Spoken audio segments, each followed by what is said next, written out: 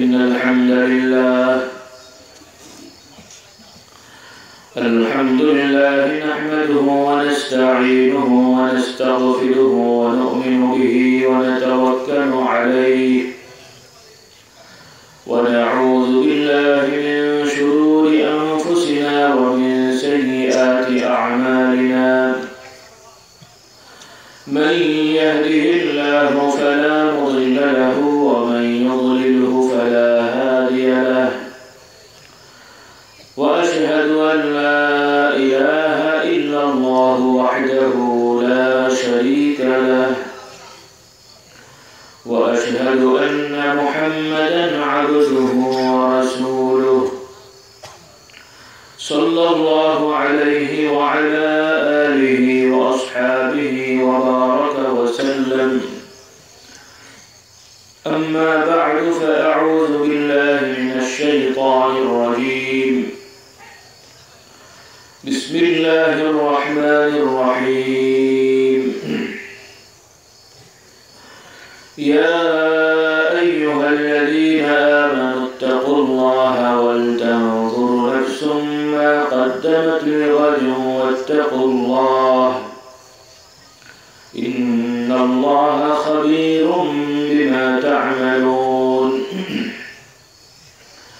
يا أيها الذين آمنوا اتقوا الله وقولوا قولا سديدا يصلح لكم أعمالكم ويغفر لكم ذنوبكم ومن يطع الله ورسوله فقد فاز فوزا عظيما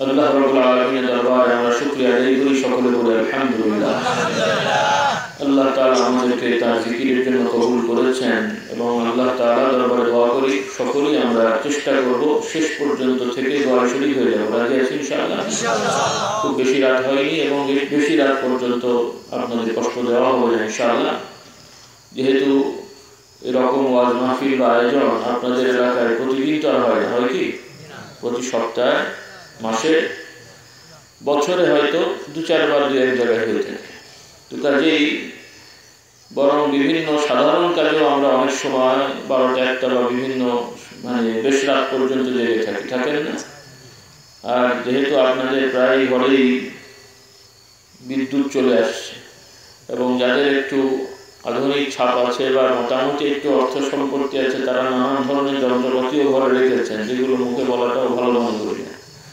হ্যাঁ আর সে সকল ওজিফা অনেক করা হয় না আল্লাহ আমাদের হেদায়েত দান করুন সকলে আল্লাহ ভালো কাজে লাগালে ভালো কাজ কিন্তু ভালো কাজে আমরা খুব বেশি লাগাই না এবং খারাপ কাজে লাগাই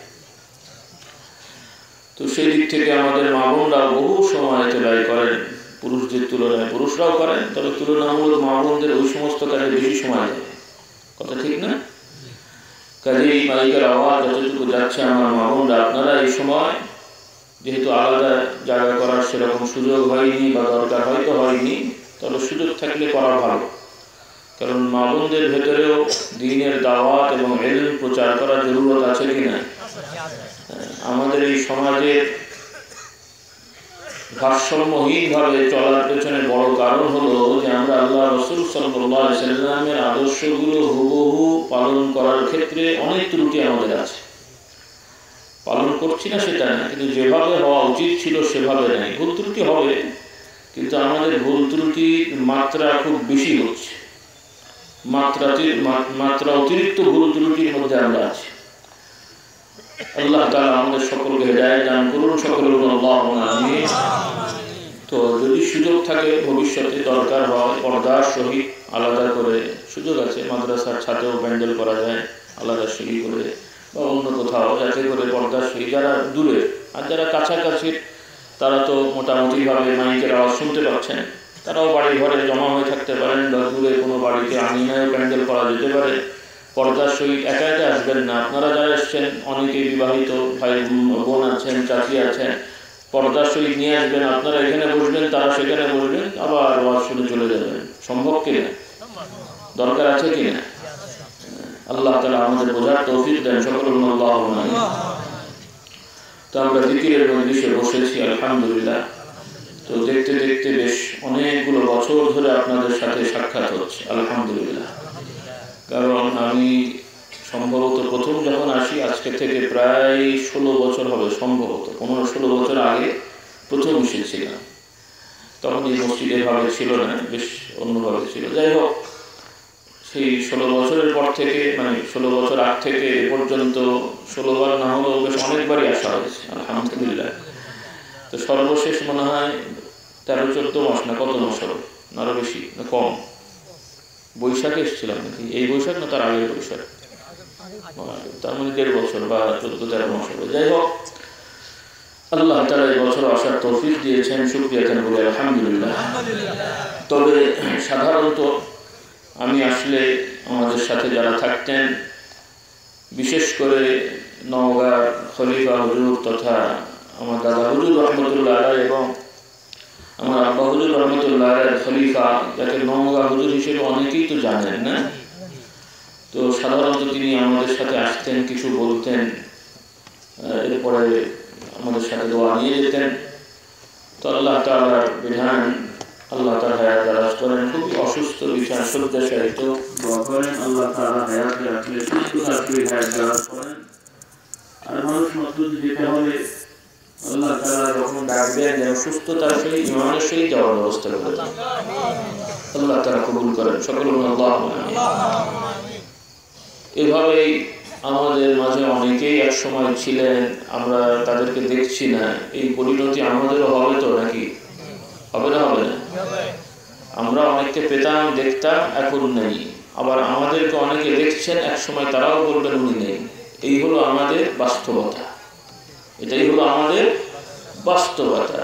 আর এই বাস্তব বিষয় দেখার পরেও, জানার পরেও আমাদের লোভের শেষ নাই। হ্যাঁ, লোভ লালসার শেষ নাই। কারণ হলো যে আমরা মুমিন মুসলমান দাবি করলেও সত্যিকার যেভাবে ইমানদার হওয়া উচিত, বিশ্বাস আমাদের থাকা উচিত, সেভাবে বিশ্বাসটা অন্তরে গাঁথেনি। যদি গাঁথত তাহলে এই পরিস্থিতি পরিণতি আমাদেরকে দেখতে হতো না।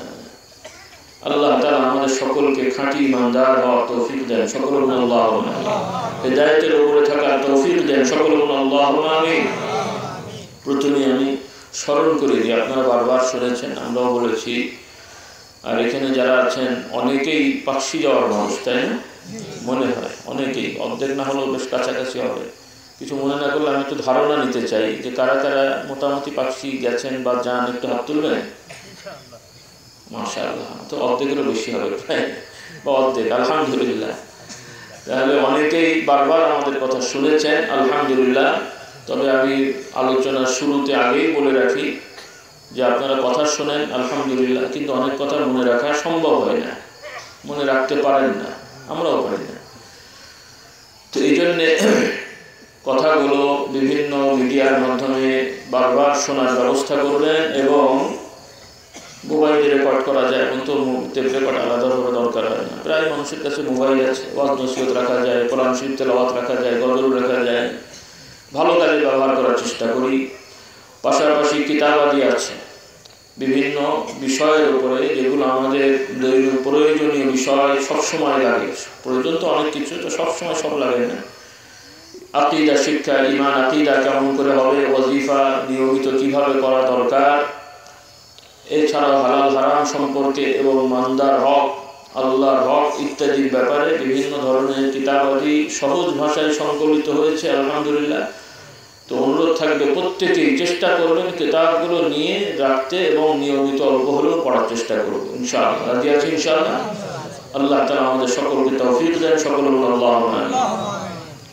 তো আল্লাহ তাআলার দরবারে আমরা ফরিয়াদ করি, আল্লাহ রাব্বুল আলামিন যেন আজকের এই মজলিস থেকে আমাদের সকলকে নিষ্পাপ হয়ে ঘরে ফেরার তৌফিক দেন, এবং এই হালতে, নিষ্পাপ হালতে যেন মৃত্যুবরণ করার তৌফিক দেন, সকলে বলুন আল্লাহুম্মা আমিন। নাকি অনেকের কাছে মনে হচ্ছে যে হুজুর মনে খুব বড় আবদার করে ফেললেন, অসম্ভব নাকি? হ্যাঁ, আল্লাহু আকবার। আল্লাহ তাআলা দরবারে আপনি আমি যেভাবে আকাঙ্ক্ষা করব, যদি আমার ঈমান ঠিক থাকে, ইয়াকিন ঠিক থাকে, ইনশাআল্লাহ সেভাবেই রহমত পাওয়া যাবে। বানিয়ে বলছেন আল্লাহ রাসূল সাল্লাল্লাহু আলাইহি ওয়াসাল্লামের কথা, সুবহানাল্লাহ। আল্লাহ নবী বলেন, আল্লাহ তাআলা বলেন, আনা ইনদা যান্নি আবদি বি। আল্লাহ নবী বলছেন, আল্লাহ রাব্বুল আলামিন বলছেন, আমার বান্দা আমাকে যেমন করে ধারণা করবে তেমনই পাবে। সুবহানাল্লাহ। আমার কাছে আমার বান্দা যেভাবে ধারণা করবে এই ধারণার সাথে শরীয়তের মিল থাকতে হবে। এখন যদি ভুল ভ্রান্তির সহিত ধারণা করা হয়, মানে অতিরঞ্জিত করে, যেমন কিছু মানুষেরা আছেন তারা বিভিন্ন যুক্তি তর্ক দিয়ে, আমি সংক্ষেপে বলছি, বাংলাদেশে এদের সংখ্যা খুব বেশি না, তবে এই ভাবের মানুষ অনেকে আছি, কিন্তু এক একটি কিসিম আছে। পৃথিবীতে মুসলমানরা সাহাবাদের পরবর্তীতে, সাহাবাদের সময় থেকে শুরু হয়েছে, মানে আল্লাহ রাসূল সাল্লাল্লাহু আলাইহি ওয়াসাল্লামের ইন্তেকাল বা মৃত্যুর পর থেকে বেশ কিছু, অর্থাৎ মোটামুটিভাবে হযরত উসমান রাদিয়াল্লাহু তাআলা আনহুর শেষের দিক থেকে মুসলমান যারা হয়েছেন পরবর্তীতে, অর্থাৎ আল্লাহ রাসূল সাল্লাল্লাহু আলাইহি ওয়াসাল্লামকে দেখেনি, সাহাবাদেরকে দেখেছেন, বা সাহাবাদের ছেলেরা বা ওই সময়ের দাওয়াতে যে লোকেরা মুসলমান হয়েছেন পৃথিবীর বিভিন্ন অঞ্চলে, তাদের ভেতরে কিছু কিছু নতুন নতুন বিশ্বাস বা নতুন নতুন ধারণা সৃষ্টি হয়েছে, যেগুলো আল্লাহ নবীর সাহাবাদের থেকে ব্যতিক্রম।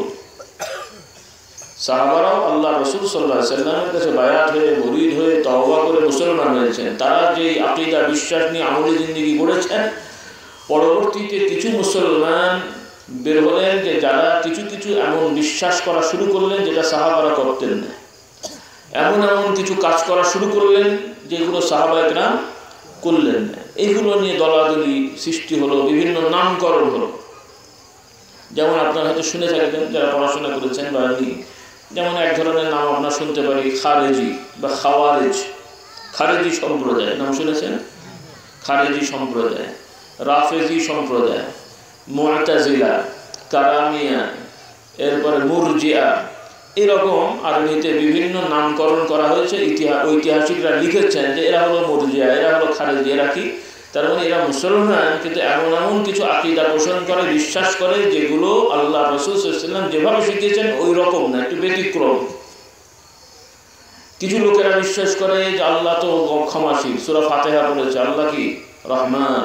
কথা ঠিক কিনা? আলহামদুলিল্লাহি রাব্বিল আলামিন আর রহমানির রহিম।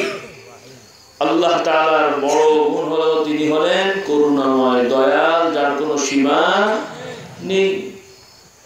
এবং আল্লাহ রাব্বুল আলামিনকে যারা অস্বীকার করে, একদল আছে যে তারা খোদা মানে সৃষ্টিকর্তাই মানে না, নাস্তিক আছে না? নতুন না, আগেও ছিল কিছু কিছু, সব সময় কিছু না কিছু এগুলো আছে, কম বেশি হয়।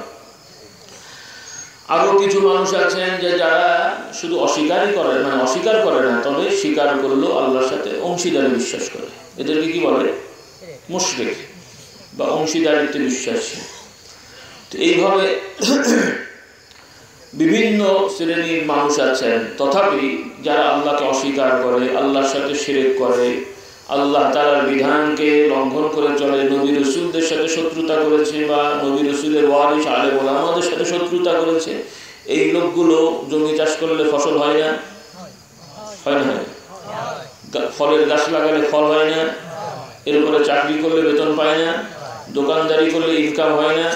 শ্বাস প্রশ্বাস নিঃশ্বাস যেমন করে নেয়, আমরা যারা নামাজ রোজা হজ যাকাত করি, এরা নিঃশ্বাস যেভাবে নেয়, ওদের নিঃশ্বাস কি নিতে কষ্ট হবে না?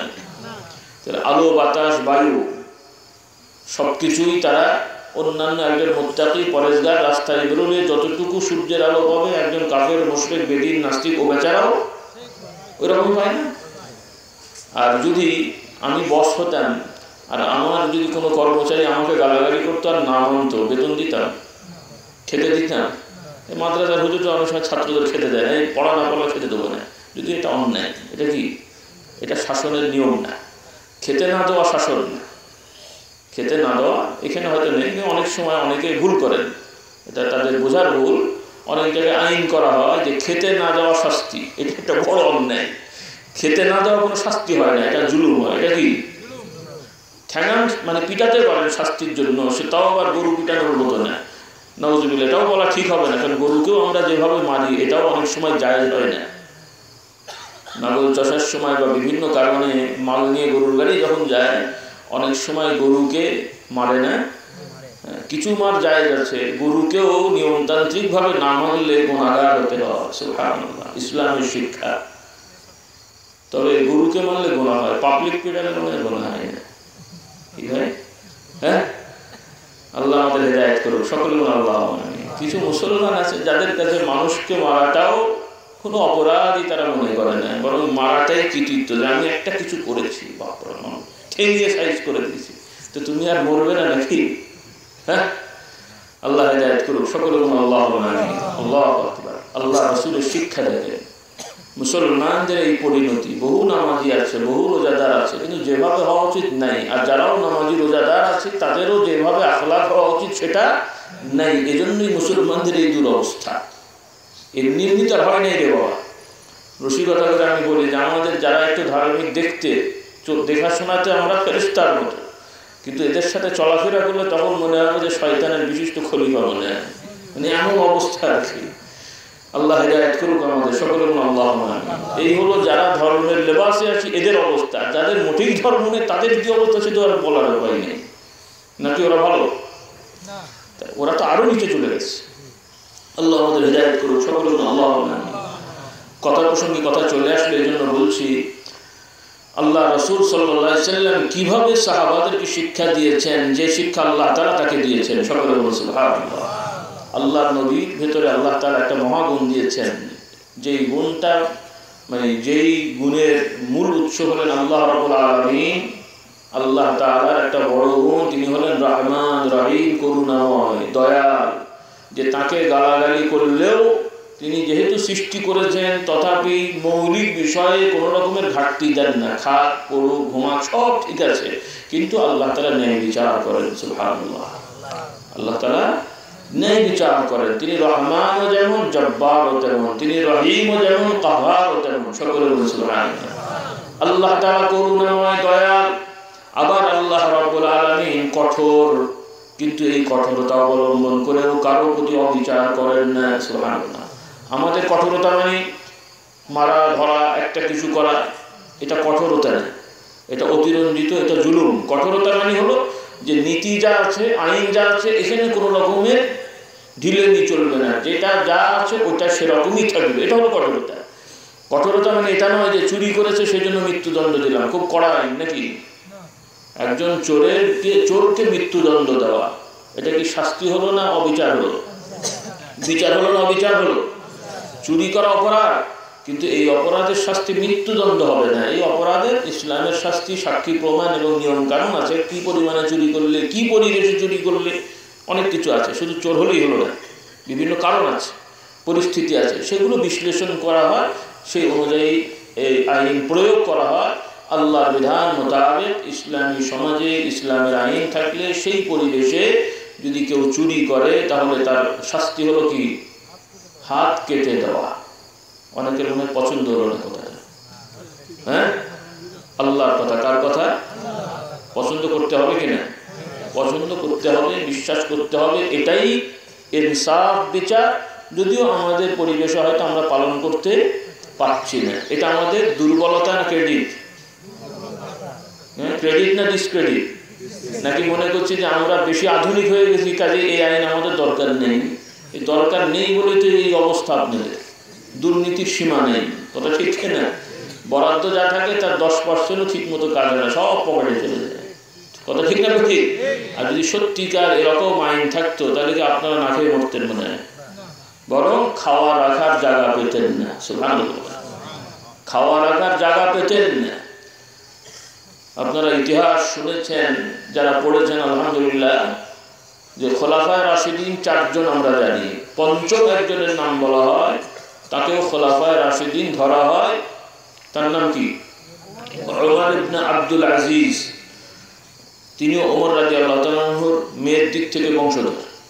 তো ওমর ইবনে আব্দুল আজিজ রাদিয়াল্লাহু তাআলা আনহু, তাকে পঞ্চম খলিফা বলা হয়। তার সময়ে মানে খোলাফায়ে রাশিদিনদের সময় থেকে বিল্ডিং এর ফাউন্ডেশন হয়েছে। সেই ফাউন্ডেশনের বিল্ডিং এত সুন্দর হয়েছে যে ওমর ইবনে আব্দুল আজিজের সময় যে বাইতুল মাল, রাষ্ট্র কোষাগার বা রাষ্ট্রের যে এখানে সম্পদ জমা করা হয়, রাষ্ট্র কি বলে এটাকে বাংলায়?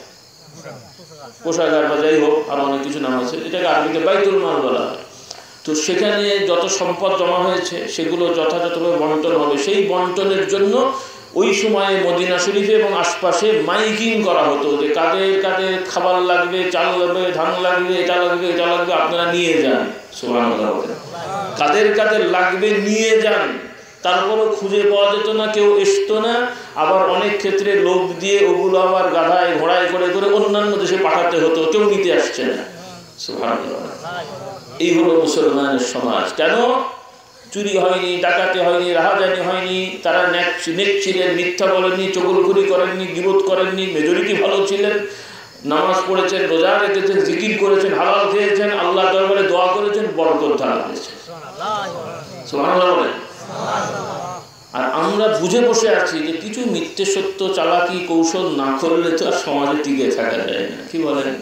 কেন আমাদের এই কথার সাথে তো অনেকে একমত হন না। হুজুরের কথা ভালো, তবে এই কথা তো আর বর্তমানে মানা যায় না। এই যদি আপনাদের বুঝ হয় তো হেদায়েতটা হবে কেমন করে বলেন? যে হ্যাঁ, আমরা ব্যবসা করতে যে মনে করে থাকি যে একটু নয় ছয় না করলে তার পুঁজি ঠিক থাকে না। কি বলেন আপনারা? এই হলো আমাদের বিশ্বাস। আবার নামাজও পড়ছি, আর ওই রকম মানুষকে ৯০০ করে টাকা জমিয়ে আবার হজেও যাচ্ছি। মাশাআল্লাহ, খুব কবুল হবে তো নাকি? হ্যাঁ, আল্লাহ তাআলা আমাদের হেদায়েত করুক। সকলে আল্লাহুম্মা আমিন। আল্লাহ তাআলার অত প্রয়োজন হয়নি যে আপনি হারাম খেয়ে ঘুষ খেয়ে ঘুষের টাকা জমিয়ে হজে যে লাব্বাইক আল্লাহুম্মা লাব্বাইক বলবেন। এই লাব্বাইক শোনার খোদার দরকার নেই। কথা বলেন না? কারণ ওই লাব্বাইক তো দরকার নেই। আপনি না পারলে যেন না, এখানে বসে ইয়া আল্লাহ বলেন। ওই কাবা ঘরে হারাম টাকা দিয়ে লাব্বাইক বলার থেকে এই দোয়া অনেক আগে কবুল হয়ে যাবে ইনশাআল্লাহ। সুবহানাল্লাহ বলেন। কিন্তু আমরা তো ওই লাব্বাইক বলে তার মানে সার্টিফিকেট হলো না। আল্লাহ চুরি চামারি ডাকাতি রাত যেভাবে হোক আল্লাহ তো হতে হবে, নাহলে লিখবো কেমন করে? কি বলেন? লিখতে হবে না? এত ২-৩ লাখ টাকা হজ করেছে, আর লিখতে তো হবে। আল্লাহ আমাদের হেদায়েত করুন। সকলে আল্লাহুম্মা আমিন। কারণ আল্লাহ তাআলা বললেন, ভালো করে বুঝে নেন আমার ভাইরা মা বোনেরা, কোরআনের উপরে বিশ্বাস করেন, ঈমান আনেন, আপনারা ভালোবাসেন। হুজুর পানি পড়া দেবে, তেল পড়া দেবে, আমরা খাবো, মালিশ করবো, ভালো হয়। হুজুরের কথাই ভালো হয় না, আল্লাহর বরকতে ভালো হয়। কারণ হুজুর কি পড়ে দেন? কোরআন পড়ে দেন। তাহলে কোরআনের পানি পড়া খেলে, কোরআনের আয়াতের সূরার আয়াতের পানি পড়া, সর্ষের তেল পড়া, মালিশ করলে, খেলে বা দোয়া করলে, ফু দিলে ভালো হয় বিশ্বাস করেন, তাহলে কোরআনের বিধান মানলে আপনার বরকত হবে, এটা বিশ্বাস হয় না মনে হয়? হলে তো এই অবস্থা কেন আমাদের? আল্লাহ তাআলা বলেছেন, ওয়ালাউ আন্না আহলাল কুরা আমানু ওয়াত্তাকাউ লাফাতাহনা আলাইহিম বারাকাতিম মিনাস সামা। আল্লাহ তাআলা বলেছেন, কোন জনপদের মানুষেরা যদি তাকওয়া অবলম্বন করে, ঈমান উপস্থাপন করে, আল্লাহকে ভয় করে, ঈমানের সহিত যদি কর্ম করে, আমল করে, আল্লাহ বলছেন আমি আসমান থেকে বরকত ঢেলে দিই। সুবহানাল্লাহ। এগুলো শুধু আয়াত না যে কোরআন শরীফে আছে, কি হয় না হয় না, এগুলো বাস্তবে হয়েছে, এর প্রমাণ বহু আছে। সকলে বলুন সুবহানাল্লাহ। মানে আল্লাহ রাব্বুল আলামিন দেখিয়ে দিয়েছেন। শুধু এমন নয় যে এই হুকুমগুলো ছিল, আছে ভালো, কিন্তু বাস্তবতায় পাওয়া যাচ্ছে না। যেমন কবিতায়, সাহিত্যে বিভিন্ন রকমের রূপকথা, বিভিন্ন রকমের মানে কি বলে ছবি কবি সাহিত্যিকরা তুলে ধরেন, যেটা বাস্তবে খুঁজে পাওয়া যায় না। কিন্তু কোরআনের কোনো হুকুম এরকম নাই যে কোরআন হাদিসে বলা হয়েছে আসলে এগুলো হয়নি বা হওয়া সম্ভব না। এগুলো আল্লাহ তাআলা দুনিয়ায় ঘটিয়ে দেখিয়ে দিয়েছেন। সুবহানাল্লাহ। সাহাবাদের মাধ্যমে, তাবেঈনদের মাধ্যমে মানুষেরা দেখেছে, আর আমাদের এই ১৫০০ বছর পর পর্যন্ত বিশ্বস্ত সূত্রে প্রমাণিত হয়ে গেছে। এতে সন্দেহ করার সুযোগ নেই। সুবহানাল্লাহ। শুধু তাই নয়, মুসলমানরা শুধু না, কাফের মুশরিকেরাও এটা স্বীকার করতে বাধ্য হয়েছে। বহু আগের কথা, ভারতের ইন্দিরা গান্ধী যখন ক্ষমতায় বসলো, ভারতের ইন্দিরা গান্ধী যখন ক্ষমতায় বসেছিল, তখন তাদেরকে প্রশ্ন করা হয়েছিল ওই সময় সাংবাদিক বা অন্যান্য, আপনারা কি থিওরিতে রাষ্ট্র পরিচালনা করবেন? তারা বা যখন ইলেকশন হচ্ছিল, যতটুকু আগে না পড়ে এরকম যতটুকু আমার মনে পড়ছে, মানে মোট কথা তার কথা যে আপনারা কোন থিওরিতে রাষ্ট্র পরিচালনা করবেন। তার একটা কথা ছিল, অনেক কথা, যে ওমর যে থিওরিতে রাষ্ট্র পরিচালনা করবে আমরা সেই থিওরি ফলো করবো। অমুসলমান হয়ে ওমরের থিওরি ফলো করতে যায়, আর মুসলমানের বাচ্চা গরু খেকো আল্লাহ, তাদের ওমরের থিওরি, নবীর থিওরি ভালো লাগে না, আমদানি করতে হয়, রপ্তানি করতে হয়। এই হলো মুসলমান। আর তাদের পেছনে আমরা মাশাআল্লাহ পাগড়িওয়ালা মেসওয়াক করতে করতে দাঁত সাইজ হয়ে গেছে, তিনিও ওদের পেছনে ঘুরে বেড়াচ্ছে। আর কি বলবো এর থেকে? আল্লাহ আমাদের হেদায়েত করুন। সকলে আল্লাহ। অন্তত অন্তর দিয়ে হাতে না পারো মুখে না পারো একটু অন্তর দিয়ে যদি ঘি না হয় তাহলে তার এই দশা হয় না রে বাবা। হ্যাঁ, যেন মনে হচ্ছে গৃহপালিত পশু আর কি। আমাদের যারা অনেক লোকের এদের পেছনে এমনভাবে ঘোরে যেন গৃহপালিত গরু ছাগল যেমন না নেবে এনারাও যেমন ঘুরে বেড়াচ্ছে। কি বলবো আর, আল্লাহ হেদায়েত করুক সকলের। আল্লাহ তো যাই হোক, তো জালিমদের প্রশ্রয় দিলে বিপদ পড়বেই। আল্লাহ হেদায়েত করুক সকলের। আল্লাহ এই জন্য বিশ্বাস করতে হবে আমার যুবক ভাইয়েরা মা বোনেরা, আল্লাহর বিধান মানলে বরকত আছে। আর যেটা পাচ্ছেন না বিশ্বাস করেন, আল্লাহ দরবারে কাঁদে যে আল্লাহ আমি পাচ্ছি না, বিশ্বাস করি তাও রহমত আছে। কিন্তু অবজ্ঞা করলে অবহেলা করলে মুসলমান থাকা, মানুষের কাছে থাকা যায়। তো মানুষ মনে করে অমুকের বাচ্চা অমুক, আবদুল্লাহর বাচ্চা আব্দুল সালাম, আলহাজের ছেলে বেনামাজি, কি বলে, ঠিক আছে না? তো এই তো মুসলমান ঠিক আছে, মানুষ বলবে। কিন্তু আল্লাহ দরবারে মুসলমান হয়ে ওঠা যাবে না। নাকি জোর করে জানাতে যাবে? দুনিয়ায় জোর জবরদস্তি করলে অনেক কিছু আমরা করছি মনে করি। এখন এটা করতে করতে কি মনে হয় যে জোর করে মনে হয় জান্নাতে ঢুকবে নাকি? ফেরেশতারা ঢুকতে না দিলে একদম তো সাইজ করে দেবে, অনেক শক্তি না। হ্যাঁ, আল্লাহ আল্লাহ আমাদের হেদায়েত করুক সকলের। আল্লাহ হাসার জন্য বলছি না, মানে বাস্তব চিত্রটা তুলে ধরলাম যে আমরা কি হয়ে বেড়াচ্ছি। এই জন্য আসুন, এখনো পথ হারিয়ে যায়নি, সময় চলে যায়নি। আশা করি আলহামদুলিল্লাহ কেউই মালাকুল মওত আজরাইলকে দেখে ফেলিনি, সময় আছে। তওবা করি, ফিরে আসি, নবীর পথে আসি, ইনশাআল্লাহ আল্লাহ তাআলা রহমত দেবেন সকলের। আল্লাহ আর আপনি আমি যদি ঈমানের উপরে থেকে আমল করে যেতে পারি, অন্যরা কি করলো সেটার জন্য আল্লাহ তাআলা আমাদেরকে কৈফিয়ত তলব করবেন না। কিছু লোকেরা মনে করি আমি একা ভালো হলে কি হবে নাকি, অন্যরা তো ভালো না। আরে বাবা, আপনি হন না, আপনি চেষ্টা করেন না। অন্যরা কি হলো, খোদা তো জিজ্ঞেস করবে না যে তুই ওই বেটা চুরি করলো কেন, তুমি ধরোনি কেন। আপনি নিজে চুরি করবেন না, আমি নিজে চুরি করবো না, আমি হালাল খাবো, চেষ্টা করবো, দাওয়াত দেবো, মানলে তার ভালো, না মানলে তার ব্যাপার, সে আমার ব্যাপার না। কথা ঠিক না? এই জন্য আল্লাহ রাব্বুল আলামিন বললেন, কোরআন পাকে বলছেন, হযরত আবু বকর রাদিয়াল্লাহু তাআলা আনহু বললেন যে আল্লাহ তাআলার এই আয়াত যদি না থাকতো, কোরআনের এই কথা যদি না থাকতো, আমি বড় বিপদে পড়ে যেতাম। কি আয়াত? আল্লাহ তাআলা বলছেন যে তোমরা নিজেরা যদি দ্বীনের উপরে কায়েম থাকো, তাহলে অন্যরা কি অপরাধ করলো সেটার জন্য আল্লাহ রাব্বুল আলামিন তোমাদেরকে কৈফিয়ত তলব করবেন না। তোমরা তোমার দায়িত্ব পালন করো। কিন্তু অন্যরা অন্যায় করছে সেটার দেখা দেখি বলা বলি যে তাহলে ওরাও করছে তাহলে আমিও করি, এইভাবে করতে যে অন্যের দোহাই দিয়ে অপরাধ করলে পার পাওয়ার সুযোগ নেই। কথা বললাম কিনা? এই জন্য ভাইয়া যে কথা শুরু করেছিলাম যে হযরত ওমর রাদিয়াল্লাহু আনহু, ওমর ইবনে আব্দুল আজিজের সময় এই বরকত আল্লাহ তাআলা দান করেছেন। যাকাত ভিত্তিক মানুষের সমাজ, এরপরে দান ভিত্তিক। হাদিস শরীফে আছে আল্লাহ রাসূল সাল্লাল্লাহু আলাইহি ওয়াসাল্লাম বলছেন, যারা ব্যবসা বাণিজ্য করে, ব্যবসায়িক মানুষেরা এবং যারা কেনা বেচা করছেন, একদল কিনছেন একদল বিক্রি করছেন, তারা প্রত্যেকেই যদি সততার সহিত তাদের সেই কর্ম করে, আল্লাহ তাআলা তাদের সেই কর্মে বরকত দান করেন। আল্লাহ বলছেন, আল বাই'আন বিল খিয়ার মা লাম ইয়াতাফাররাকা। তারা যদি সত্য বলে, ফাইন সাদাকা ওয়া বায়্যানা বুরিকা লাহুমা ফি বাই'ইহিমা। তারা যদি সত্যবাদিতার সহিত সঠিকভাবে বেচাকেনা করে, আল্লাহ তাআলা তাদের উভয়ের মধ্যে বরকত দান করেন। আর আমরা বিক্রেতাও চাই কিভাবে ঠকিয়ে বেশি নেওয়া যাবে, আর ক্রেতাও চাই কিভাবে ও বেটাকে ঠকিয়ে কিছু বেশি ফায়দা হাসিল করা যাবে। প্রত্যেকেই প্রত্যেককে কোণঠাসা করার পায়তারা থেকে, এভাবে না, ইনসাফ ভিত্তিক। তো যাই হোক, আল্লাহ তাআলা আল্লাহ নবীর শিক্ষা। তো কথা প্রসঙ্গে কথা আসলো, সেই গরুর কথাটা বলতে চাচ্ছিলাম। হ্যাঁ, সেটা কি? আল্লাহ রাসূল সাল্লাল্লাহু আলাইহি ওয়াসাল্লাম তিনি মানুষ, তবে আল্লাহ ওহী দিয়েছেন, তাকে এক্সট্রা অর্ডিনারি কিছু পাওয়ার দিয়েছেন, সুবহানাল্লাহ, যেটা সাধারণ মানুষের নেই, এমনকি কোনো নবীরও নেই। তিনি নবী, তবে আল্লাহ তাআলা মুহাম্মদুর রাসূলুল্লাহকে এমন কিছু বিষয় দিয়েছেন যেটা অন্য নবীকে দেওয়া হয় নাই। বিশ্বাস হয়তো নাকি? হ্যাঁ, সব নবীরাই মানুষ, সব নবীরাই নিষ্পাপ, সব নবীরাই আল্লাহর পক্ষ থেকে ওহী প্রাপ্ত, সব নবীরাই হেদায়েত প্রাপ্ত, সব নবীরাই নূরানী মানুষ। কিন্তু মুহাম্মদুর রাসূলুল্লাহ সাইয়্যিদুল মুরসালিন খাতামুন নবিয়্যিন, তিনি নবীদের সরদার, শেষ নবী, রাহমাতাল লিল আলামিন, तमाम জগতের জন্য রহমত। সুবহানাল্লাহ, সব নবী রাসূলের বিধানে রহমত আছে, কিন্তু মুহাম্মদুর রাসূলুল্লাহকে যে বিধান আল্লাহ দিলেন এটা কিয়ামত পর্যন্ত চলবে এবং সকল মানুষের জন্য, সৃষ্টির জন্য রহমত থাকবে। আল্লাহু আকবার। এই নিয়ামত আল্লাহ তাআলা তাকে দিয়েছেন। তো আল্লাহ রাসূল সাল্লাল্লাহু আলাইহি সাল্লাম পশু পাখির কথাও বুঝতে পারতেন। সুবহানাল্লাহ, পশু পাখির কথাও বুঝতে পারতেন। তো সম্ভবত আমার একটু খেয়ালটা ছুটে গেছে, গরু হবে বা সরি গাধা বা ঘোড়া হবে, সম্ভবত গাধা অথবা ঘোড়া।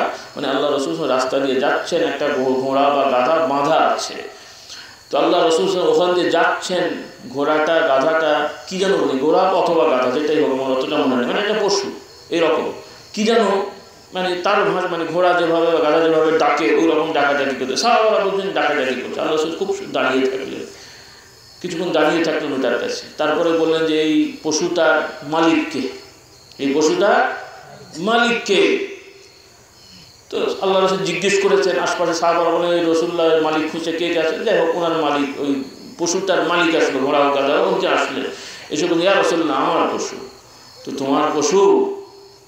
তোমার পশুটা আমার কাছে নালিশ করছে সুবহানাল্লাহ, যে তুমি ওকে ঠিক মতো খেতে দাও না আর খুব বেশি খাটাও। খবরদার এটা করো না, আল্লাহকে ভয় করো। সুবহানাল্লাহ, রাহমাতাল লিল আলামিন। পশু আমার কাছে নালিশ দিচ্ছে যে তুমি বেশি খাটাও, ঠিক মতো খাবার দাও না। তো সেই নবীর শিক্ষার আদর্শের মুসলমান হলে মানুষ খুন করবে, মানুষ ঠেকাবে, তাই না? সে মুসলমান, গরু খেকো মুসলমান, কথা বললেন কিনা? অপারেশনের মুসলমান। কি অপারেশন তার বললাম, বুঝতে পারেন? আল্লাহ হেদায়েত করুক সকলকে, আল্লাহ আমিন। ওটা করে তো মুসলমান হওয়া যায় না রে বাবা, ও তো অনেকেরও হয়, ইহুদিরও করে, খ্রিস্টানেরও করে অপারেশন। এই জন্য কি বড় মুসলমান নাকি? কারণ আমাদের দেশে ওইটার নাম রাখা হয়েছে মুসলমানই, তাই না বাবা? কিতাবাদি যে আলেম ওলামা আছেন, একটু হাসা, একটু রসিকতা করে রাগ করছেন, হ্যাঁ? কিতাবাদিতে যারা মাদ্রাসায় পড়েছেন বা এমনি, ওইটাকে কি বলা হয়, এই কর্মটাকে কি বলে, মানে মানে শুদ্ধ ভাষায় বা স্বাভাবিক ভাষাটাকে কি বলে? সুন্নত করা, খাতনা করা, ইখতিতান। আরবিতে বলা হয় কিতাবুল ইখতিতান, মানে ফিকহের অধ্যায়ে বা হাদিসের অধ্যায়ে ওইটাকে বলা হয় খাতনার অধ্যায়। কিন্তু স্বাভাবিকভাবে মানুষের মধ্যে প্রচলিত আছে যে মুসলমানই, তাই না? মুসলমানই মানে মুসলমানের বড় ঐতিহ্য। কি বলে? নামাজ না পড়লে মুসলমান না, রোজা না রাখলে মুসলমান না, ওই অপারেশন না করলে ইসলাম চলে গেল। কি বলেন? এখন ওই অপারেশনই মুসলমানের ঠিক আছে, আর কিছু নেই। কারণ এই দেশের বহু মুসলমানের নামাজ নাই, রোজা নাই, হজ নাই, জিকির নাই, ইমানও ঠিক নেই, কিন্তু ওইটা ঠিক আছে মাশাআল্লাহ। এই জন্যই হয়তো নাম রাখা হয়েছে মুসলমানই। রাগ করছেন মনে একটা, আল্লাহ হেদায়েত করুক। ওটা তো দরকার আছে, ঠিক আছে, ওটা একটা শরীয়তের নিয়ম। কিন্তু কথা প্রসঙ্গে বললাম যে শুধু ওই রকম মুসলমান হয়ে থাকলে তো বাবা চলবে না, নাজাত পাওয়া যাবে না। আমরা মুসলমান হয়েছি নাজাত পাওয়ার জন্য, নাকি জাগতিক পরিচয়? আমরা বাঙালির জাগতিক পরিচয়, বাংলাদেশি জাগতিক পরিচয়, আমরা চৌধুরী, পাঠান, অমুক তমুক বিভিন্ন নাম আছে, এটা জাগতিক পরিচয়। এই পরিচয় নিয়ে কবরে কোনো লাভ নেই। কে বাংলাদেশি, কে পাকিস্তানি, কেউ উর্দু ভাষী, কে ইংরেজি ভাষী, কে আরবের, কেউ মক্কার, কেউ মদিনার, এগুলো এই সকল পরিচয় কবরে লাভ হবে না। কবরে একটাই পরিচয় নিয়ে যেতে হবে যে আমার দিন কি, আমি মুসলমান কিনা। তোরা ঠিক না ঠিক? এই জন্য আল্লাহ তাআলা বলছেন ওয়ালা তামুতুন্না ইল্লা ওয়া আনতুম মুসলিমুন। হে মুসলমান, হে মানুষেরা, তোমরা মুসলমান না হলে মৃত্যুবরণ করো না। সুবহানাল্লাহ। তো ভাইরা, ইসলামের শিক্ষা, আল্লাহ নবীর শিক্ষা, আদর্শ, এগুলো ভালো করে জানতে হবে, মানার চেষ্টা করতে হবে। তাহলে আমাদের উপরে আল্লাহ তাআলার রহমত আসবে, খাস রহমত আসবে। রহমত নাই বলবো না, নাউজুবিল্লাহ, আছে তো বটেই, কিন্তু রহমত দুরকম। আল্লাহ তাআলার দয়া, একটি হলো ইমানদারের প্রতি দয়া, আর একটা হলো ধর্ম বর্ণ নির্বিশেষে নাস্তিক আস্তিক সকলের প্রতি দয়া। সেই দয়া সবাই পাবে, কিন্তু আমরা আম দয়া চাই না, আমরা খাস দয়া চাই। কোন দয়া? খাস। সেই খাস দয়াটা কি? যার কেউ থাকবে না তখন কে থাকবেন? যার কেউ থাকবে না কে থাকবেন? সব শক্তি হারিয়ে গেলেও কার শক্তি থাকবে? বিশ্বাস হয়তো না? কি বলে? হযরত ইউনূস আলাইহিস সালামকে পানিতে ফেলে দেওয়া হলো, যেভাবে ফেলা হলো তাকে উঠাবে, উদ্ধার করবে, এই ধরনের কোনো ব্যক্তি নেই, কারণ তাকে পরিকল্পিতভাবে ফেলা হয়েছে। তিনিও নিজের ইচ্ছাই পড়েছেন, নিজের ইচ্ছা করেছেন। মানে ওই পরিস্থিতি এমন হলো যে তাকে এই সিদ্ধান্ত মেনে নিতে তিনি বাধ্য হলেন। ইচ্ছা বলতে ওইটাই, তিনি তাকে জোর করে দেওয়া হয়নি। তো তো হযরত ইউনূস আলাইহিস সালাম তার মানে তাকে ফেলে দেওয়া হয়েছে অন্যদের জীবন বাঁচানোর জন্য। এখন যা অবস্থা দাঁড়ালো যে একজন মরলে 10 জন বাঁচবে, আর যদি কেউ না মরে 10 জনই মরবে, তাহলে এই পরিস্থিতিতে একজনের মৃত্যুটাকে বেছে নিতে হবে, তাই তো ঘটনা নাকি? সংক্ষেপে আমি বলছি। তো ইউনূস আলাইহিস সালামকে ফেলে দেওয়া হলো, তার মানে একটা হলো যে পড়ে গেছে, সবাই দেখছি উদ্ধারের চেষ্টা করবো, ওখানে তার উদ্ধার করার চেষ্টা করবে না, তো মরলে ওরা বাঁচে, তাই তো? তাহলে ইউনূস আলাইহিস সালাম পানিতে পড়ে গেলেন, ফেলে দেওয়া হলো। আল্লাহ তাআলা ওহী করলেন মাছকে। এটা অন্য রকমের ওহী, আবার কেউ বলেন না মাছ নবী ছিল, এটা ভাষাগত ওহী। হ্যাঁ, আল্লাহ তাআলা মাছকে ওহী করলেন, মানে জানিয়ে দিয়েছেন কোনো ধরনের এছাড়াই। আল্লাহ হুকুম দিলেন মাছকে যে আমার বান্দা তুমি তাকে গিলে রাখো, তবে হজম করবে না, সুবহানাল্লাহ, চিবাবে না, হজম করবে না, গিলে পেটে রেখে দাও, সুবহানাল্লাহ। আল্লাহ হুকুম, মাছটাই করলো। কল্পকাহিনী মনে হচ্ছে নাকি? কল্পনা না বাস্তব নাকি আধুনিক? এই জন্য বলছি যে আধুনিক শিক্ষিত যারা যুবকদের কাছে মনে হয় হুজুর আবার কি কল্পকাহিনী শুরু করলো, মাছ গিলে ফেললো, আবার সেখানে বেঁচে থাকলেই আবার কেমন করে হয়। তোমাদের বিশ্বাস হচ্ছে না, কিন্তু অমুসলমানেরা এই ঘটনা বিশ্বাস করে সাবমেরিন আবিষ্কার করেছে। সাবমেরিন কি পানির তলায় থাকে না? ওর মধ্যে মানুষ থাকে না? বেঁচে থাকে না মরে যায়? তাহলে পানির তলার ভেতরে একটা মানুষ বেঁচে থাকতে পারবে সেই পরিবেশ সৃষ্টি করা যায়, এই থিওরি আবিষ্কার হয়েছে কোরআন থেকে। সুবহানাল্লাহ। মুসলমানের বাচ্চার বিশ্বাস হয় না, কাফের মুশরিকরা বিশ্বাস করেছে। সুবহানাল্লাহ, আল্লাহু আকবার। তো যাই হোক, সেই পানির তলার ভেতরে মাছের পেটে ইউনূস আলাইহিস সালাম আল্লাহর দরবারে ডাকছেন, আল্লাহ ইলাহা ইল্লা আনতা সুবহানাকা ইন্নী কুনতু মিনাজ জালিমিন। আল্লাহ তাআলা বলেন ফানাজ্জাইনাহু মিনাল গাম্মি ওয়া কাযালিকা নুনজিল মুমিনিন। মূল কথাটা হলো এই ঘটনা শুধু ইউনূসের নয়, ইউনূস আলাইহিস সালামের দ্বারা আল্লাহ তাআলা এই ঘটনা ঘটিয়ে কিয়ামত পর্যন্ত ওই অবস্থার ঈমানদারদেরকে জানিয়ে দিলেন, হে আমার ঈমানদার বান্দারা, তোমরাও যদি এই রকম বিপদে পড়ো, তোমাদের রাস্তা খোলা আছে।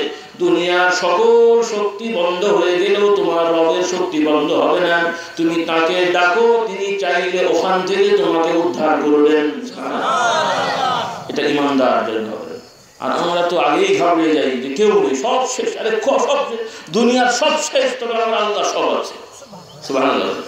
দুনিয়ার সব শক্তি যেখানে শেষ, আমার রবের একটা হুকুম সেখানে যথেষ্ট। কথা ঠিক না ঠিক? ইউনূস আলাইহিস সালামের ঘটনা, ইব্রাহিম আলাইহিস সালামের ঘটনা, মুসা আলাইহিস সালামের ঘটনা বিশ্বাস হয় না? নাকি মনে হচ্ছে যে হুজুর ঘটনা তো ঠিক নবীদের ঘটনা তো হয়ে গেছে, এখন আর হবে না? বুঝি হবে না? নবীদেরও ঘটনা আছে, আউলিয়াদেরও ঘটনা আছে। তো আপনি আমি যদি ওই রকম মানুষ হওয়ার চেষ্টা করি, তাহলে ওই ঘটনার ক্ষেত্র তৈরি হলে আমাদেরও ওই নাজাত নসিব হবে। আল্লাহ তাআলা বলেছেন ওয়া কাযালিকা নুনজিল মুমিনিন। অর্থাৎ এখানে শুধু এটাই বলে দেওয়া হলো না যে নবীর মুজিজা অন্য কারো হবে না, তা বলা হলো না। ওয়া কাযালিকা নুনজিল মুমিনিন, এভাবে আমি ঈমানদারকে নাজাত দিই। অর্থাৎ ঈমানদারেরা বিপদে পড়লে, সব রাস্তা বন্ধ হয়ে গেল, আমার প্রতি তাওয়াক্কুল করলে আমি অবশ্যই তাকে ওই সমস্যা থেকে উদ্ধার করব। সুবহানাল্লাহ। অর্থাৎ আমরা কিছুতে হতাশ হয়ে যাই, যারা আমরা দিনের কাজ করার চেষ্টা করছি, বিভিন্ন বিপদ আপদে হতাশ হয়ে যায়, তাহলে তো আমাদের ঈমানের গন্ডগোল হয়ে যাবে। হতাশ হব না, নিরাশ হব না, কারণ আমাদের এই দুনিয়ার কোনো কিছু করে ফেলাটা সফলতা না। কোনো কিছু হারিয়ে কিছু মানে কিছু হারাতে বসলে বা হারাতে হলে এখানেও কোনো ব্যর্থতা আমাদের নেই। কারণ আমাদের দুনিয়ার কিছু পাওয়া না পাওয়া এটা সফলতা ব্যর্থতার মাপকাঠি না। সফলতা ব্যর্থতার মাপকাঠি হলো আমি ঈমান অবস্থায় যেতে পারলাম কিনা। বিশ্বাস হয় নাকি? কথা পছন্দ হলো না, মানে তো ঠান্ডা মার্কা কথা হয়ে গেল। আমরা কিন্তু মেরে ধরে কিছু করতে না বলে তো কি করলে, তো কি করবেনটা কি, কতদিন কি করবেন আপনি? মরতে তো হবে নাকি বলেন? তাহলে নবী রাসূলরা অনেক ক্ষেত্রে নির্যাতিত হয়েছেন, নিষ্পেষিত হয়েছেন, বিতাড়িত হয়েছেন, পালাতে হয়েছে। তাতে কি তাদের সম্মান কমে গেছে? না। ফেরাউনের সম্মান বেশি না মুসার সম্মান বেশি? মুসা আলাইহিস সালাম ফেরাউনের ধাওয়া খেয়ে বাহ্যিকভাবে বলতে হয় পালাচ্ছিলেন, তাই না? পালাচ্ছিলেনই তো, টিকতে পারছিলেন না, ওরা মারবে ধরবে, এই জন্য মানে দলবল নিয়ে পালাচ্ছিলেন, তো কাউন্টার দিতে যাননি, কারণ ওই শক্তি তার নেই। ফেরাউনের দলবলের সাথে জাগতিক শক্তি নেই, আল্লাহ শক্তি আছে। কথা ঠিক না ঠিক? তো যাই হোক, কারণ আল্লাহ তাআলা চাইলে তো মুজিজা দিয়ে করাতে পারতেন, যেহেতু মানে দড়িকে সাপ বানিয়ে ফেলতে পারলেন, লাঠিকে সাপ বানাতে পারলেন, ওইটাও তো সম্ভব ছিল। কিন্তু আল্লাহ রাব্বুল আলামিন মুজিজাও দেখান, তবে স্বাভাবিকভাবে দুনিয়ার সিস্টেমে কাজ করতে বলেন। সকলে বলেন সুবহানাল্লাহ। কারণ আল্লাহ তাআলা যেমন কাবা শরীফ ভাঙতে যখন এসেছিল লোকেরা, কাবা শরীফ ভাঙতে এসেছিল, হ্যাঁ, আব্রাহার বাদশা, কেউ মোকাবেলা করতে গেছে নাকি? মোকাবেলা কেউ করতে গেছে? সেই সময় কাবা শরীফ দেখাশোনার দায়িত্ব করতো যিনি নেতা ছিলেন, তিনি হলেন রাসূলুল্লাহ সাল্লাল্লাহু আলাইহি ওয়াসাল্লামের দাদা আব্দুল মুত্তালিব। তো তার কাছে রিপোর্ট এসছে, এরকম বাদশা এসছে এ করতে, তাহলে কী করা যায়? তো কী আর করা যাবে, কারণ ওদের সাথে তো আমাদের জাগতিক শক্তিতে কোলানো সম্ভব না, কাজে এরকম প্রোটেস্ট করার দরকার নেই। যেহেতু আমাদের কোনো শক্তি নেই, তাহলে আল্লাহর ঘর উনিই দেখবেন। সুবহানাল্লাহ, এই ঈমানও তার ছিল। এখন কথা হলো, ওই আব্রাহার বাদশা কাবা শরীফ ধ্বংস করতে এসে প্রথমে, এটা তো আগেকার সিস্টেম, এখনকার মতো তার ওই স্যাটেলাইট নেই, ড্রোন বিমান নেই বা কামান ইত্যাদি এত কিছু তো নেই। আগেকার সামনাসামনি যুদ্ধ, কিছু হয়তো ওই জল কামান, কী বলে আপনার ওয়েট কামান টামান হাবি যাবে, এগুলো কিছু ছিল আর কি, আগুন টাগুন ইত্যাদি। তোরা এসে মক্কা শরীফের কাছাকাছি একটু দূরে অবস্থান করছে, ক্যাম্প করছে। আর সৈন্যবাহিনীর আগেকার রেওয়াজ অনুযায়ী যেখানেই ক্যাম্প করতো আশপাশে গরু ছাগল যা কিছু পেতো সব নিয়ে চলে আসতো খাওয়া দাওয়ার জন্য আর কি, কোনো বলাবলি নেই, যেখানে যা পেতো নিয়ে আসতো। তো এসে ওখানে ক্যাম্প করেছে, আর আশপাশে ওই মক্কা শরীফের অধিবাসী যারা ছিল তাদের গরু মানে ছাগল দুম্বা উট এগুলো সব আশপাশে চড়তো। তো ওর মধ্যে বেশ মানে কয়েকশো উট বা এরকম হবে, আব্দুল মুত্তালিব তাঁর উট ছিল, ওগুলো সব ওরা নিয়ে চলে গেছে। ওনার কাছে রিপোর্ট এসছে যে ওনার উটগুলো সব নিয়ে চলে গেছে।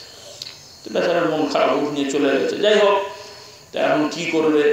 তো আগেকার রাজাদের জুলুম বা করুক আর যাই করুক, তাও একটা মোটামুটি নীতি ছিল আর কি, একটা সিস্টেম ছিল। জুলুম করলে একটা সিস্টেম আছে, কথা বলে না, চোর হলেও চরিত্র ভালো, কি বলেন? তো ওই রকম ভদ্র চোর, ওই রকম জুলুম অবিচার করলেও কিছু নিয়ম ফলো করা হতো। যুদ্ধেরও কিছু সংজ্ঞা আছে, নিয়ম আছে, গুপ্ত হত্যা করতো না, যাকে তাকে আগে একটা নোটিশ দিত বা একটা সিস্টেমেটিক একটা কাণ্ডক্ষণ ছিল আর কি। যাই হোক, তো হলেও তা এখন আব্দুল মুত্তালিব তো এগুলো সব নিয়ে চলে গেছে, ওনার কাছে রিপোর্ট এসছে। তো উনি কী করবেন এতগুলো মোট একসাথে নিয়ে গেলে তো স্বাভাবিক একটা ইকোনমিক্যালি একটা সমস্যায় পড়ে দেন। উনি কী করবেন? তো একজন বুদ্ধি দিল যে ওনার বাদশার সাথে একজন অমুকের খুব ভালো সম্পর্ক আছে, আগে চেনা পরিচয় আছে, যদি ওনার মাধ্যমে কিছু করা যায় তো দেখেন। তো ওই লোকটাকে বলা হয়েছে যে এরকম ওনার তো এই জিনিস হয়েছে, তুমি যদি পারো একটা বাচ্চাকে সুপারিশ করে যদি কম বেশি ছাড়ানো যায় ইত্যাদি। তো ও বলে ঠিক আছে, আমি ব্যবস্থা করছি। সে গেছে ওই আব্রাহার বাদশার কাছে, যে ওই ক্যাম্পে চলে গেছে, যে বলছে যে আমাদের এলাকার যিনি মুরব্বী মানে মক্কা শরীফের মানে কাবার এইখানকার যিনি লোক মানে দায়িত্বশীল, উনি একটু আপনার সাথে কথা বলতে চান। তো বেটা মনে করেছে হয়তো খুব গুরুত্বপূর্ণ কিছু নিয়ে আসবে, হ্যান ত্যান। তো ঠিক আছে, আসুক। তো একটা সমীহ আছে যেহেতু একটা এলাকার, আর যাই হোক দায়িত্বশীল। তো যখন সে লোক এসছে, তখন বাদশাও তার নিজের আসন টাসন ছেড়ে ওনাকে খুব ইস্তেকবাল করে নিয়ে বসিয়েছে। তো বসিয়েছে, কী বলবেন আপনি আমার সাথে দেখা করতে এসছেন, কী এসছেন? তো আমি তো কী কারণে এসছি আপনি জানেন, তো আপনাদের কী করণীয়? তো আপনি কিসের জন্য এসছেন সেটাও আমি সংবাদ পেয়েছি, তবে আমি আপনার কাউন্টারে যাব না। তো কাউন্টারে যাবেন না তো কী বলতে এসছেন? যে আমি বলতে এসছি যে আমার কিছু উট নাকি আপনার লোকেরা ধরে নিয়ে চলে এসছে, তো একটু দয়া করে যদি ওগুলো একটু ফেরত দিতেন তাহলে আমার খুব ভালো হতো। ওই লোকটা তখন একটু রাজার একটু মেজাজ খারাপ হয়েছে। একটা নেতা মানুষ নিজের রাষ্ট্র নিজের এলাকার ওই সমস্ত কথা না বলে নিজের স্বার্থ নিয়ে উট নিয়ে আমার সাথে কথা বলছেন, একটু আন্ডার এস্টিমেট করেছে আর কি। তো আপনি এটা কেমন কথা হলো? আপনি এত কিছু বাদ দিয়ে আমি দখল করতে এসেছি, ভাঙতে এসেছি, আপনার খোদার ঘর ভাঙতে এসেছি, আপনি দলবল নিয়ে কাউন্টার না দিয়ে উল্টো আরও উট চাইতে আসছেন, এটা কেমন কথা? তো সে তখন বলছে, শোনেন, আমি কিছু উট চড়াই, এই উটগুলোর মালিক আমি, খোদা আমাকে এই উটগুলো দিয়েছেন, তার ভাষায় আল্লাহ আমাকে উটগুলো দিয়েছেন, এখন এই উটগুলো লালন পালন করার মালিক আমি, এই জন্য আপনি নিয়ে গেছেন, এটা নিয়ে আমার চিন্তা। আর ওই ঘরের একজন খোদা আছে, উনি চিন্তা করবেন আপনার কি করা হবে। মুশরিক হলেও ঈমান ঠিক, মানে তারও একটা আল্লাহর প্রতি তাওয়াক্কুল আছে। সুবহানাল্লাহ। তো বাচ্চা একটু অবাক হলো যে বুড়ো মানুষ আর কী বলছে, বয়স হয়ে গেছে, চলে গেছেন, ওর তো ছেড়ে দিয়েছে, ওরও দয়া আছে, ঠিক আছে জানুক নিয়ে। ও তো আসলে সম্পদ নিতে আসেনি, ওর টার্গেটটা ছিল যে কাবা শরীফ ভেঙে দিয়ে, আর উনি একটা কাবা বানিয়েছে ওখানে, ওইটাকে এস্টাবলিশ করা আর কি, এই হলো তার ধান্দা ছিল। কিন্তু করতে পারেনি বলে রাগ, প্রথমে একটা বানিয়েছে, দেখে কেউ যায় না, এখন চিন্তা করলে এটা ভেঙে দিলে সম্ভবত যাবে। তো এসে ভাঙতে এসছে। তা আল্লাহ তাআলা কি করলেন আমরা জানি তো না, কি বলেন? কি বিশ্বাস হয় না? হয় না? সূরাতুল ফিল আল্লাহ তাআলা বলেন, আলাম তারা কাইফা ফাআলা রাব্বুকা বিআসহাবিল ফিল। আলাম ইয়াজআল কাইদাহুম ফি তাদলিল। আল্লাহ তাআলা বলছেন, হে নবী আপনি মানুষদের জানিয়ে দেন, আপনি তো জানেন, আপনি কি জানেন না? তার মানে আপনি জানেন, জেনেছেন যে আল্লাহ রাব্বুল আলামিন এই হাতির বাহিনী, কারণ ওই সময় হাতি আরব দেশে খুব একটা প্রচলন ছিল না, বাইরের থেকে অনেক সংগ্রহ, এখনকার যেমন বিভিন্ন দেশের যুদ্ধ জাহাজটা সংগ্রহ করতে পারে অনেক কিছু, ওই সময় মানে হাতি মাটি ঘোড়া ইত্যাদি দ্বারা সৈন্যবাহিনীকে সুসজ্জিত করা হতো। যাই হোক, তো আল্লাহ তাআলা বলছেন যে আল্লাহ তাআলা আসমান থেকে দলে দলে পাখির দ্বারা কি করেছেন, হ্যাঁ, ছোট ছোট পাথর, বড় বড় পাথর না, সুবহানাল্লাহ, ছোট ছোট পাথর কণা নিক্ষেপের ব্যবস্থা করেছেন। তারমিহিম বিহিজারাতিন মিন সিজ্জিল। আল্লাহ তাআলা বলছেন আসমান থেকে ছোট ছোট পাথর নিক্ষেপ করা হয়েছে। এর ব্যাখ্যা এসছে যে 3টে করে, প্রত্যেকটা পাখির কাছে 3টে করে পাথর, একটা মুখে আর দুটো দুইখানে, হ্যাঁ, ওইটা ফেলে দিয়েছেন। আর ওইটার অ্যাকশন যে এই হাতিগুলো মানুষগুলো যার ঘাড়ে পড়েছে সে একদম ভ্যানিশ হয়ে, মানে একদম মানে গোলে পচার মতো হয়ে গেছে। নাউজুবিল্লাহ, কথা বললেন কিনা? আল্লাহ তাআলা দেখালেন, কুদরত দেখালেন। মুসলমান নামধারীদের অনেকের ইয়াকিন হয় না, কাফের মুশরিক বিশ্বাস করে কি বানিয়েছেন, মিসাইল বানায়নি। এরপরে এখন হচ্ছে ড্রোন বিমান আছে না, ড্রোন বিমান দিয়ে অ্যাটাক হয় না। এই যে আমি হুজুর এখানে বসে আছি, যদি আমেরিকা চায়, কথার কথা ইন্টারপোল দিয়ে চায় যে বাংলাদেশের গোয়েন্দা বাহিনীর সাথে যোগাযোগ করে যে ওই পীর সাহেব মৌলানা কোথায় আছে খুঁজে বের করো, কয়েক মিনিটে বের করতে পারবে, যেহেতু মোবাইল ব্যবহার করি।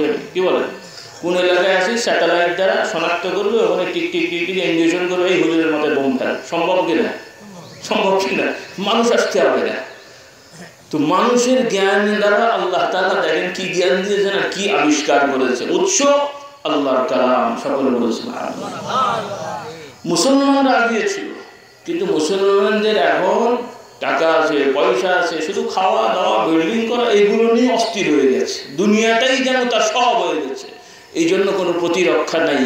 ভাড়া করা সৈন্য নিয়ে এসে পাহারা দেওয়ার জন্য, কি বলেন, শিয়ালকে দেয় মুরগি পাহারা দিতে। সুন্দর কুত্তা শিয়ালকে ট্রেনিং দিয়েছে কিসের জন্য? মুরগি যেন পাহারা হবে তো নাকি। তো আমরা কুত্তা শিয়াল মুরগি পাহারা দিতে দিই।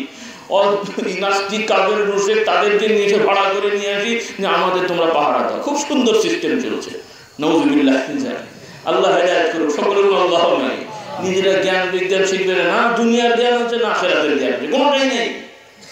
আছে কোরআন হাদিস নিয়ে গবেষণা করেও যদি আল্লাহ হলো তাও নাই, বুঝতাম একটা সাইড হয়েছে, না এই দিক আছে না ওই দিক আছে। আল্লাহ তাআলা আমাদের হেদায়েত করুন সকলের। আল্লাহ আমিন। তো ভাইরা, আল্লাহ রাব্বুল আলামিন দয়ালু, দয়াবান। বিশ্বাস যেমন করতে হবে, বিশ্বাস করতে হবে তিনি কাহার, তিনি জব্বার। আল্লাহ তাআলা দয়া করেন। কথা প্রসঙ্গে অনেক কথা এলো। শুরুটা করেছিলাম যে বহু মুসলমানেরা দাবি করে যে তারা বলে থাকে যে আমরা গুনাহ করি, পাপ করি, দয়া করে আল্লাহ মাফ করে দেবেন, কাজেই গুনাহ করলে সমস্যা নেই।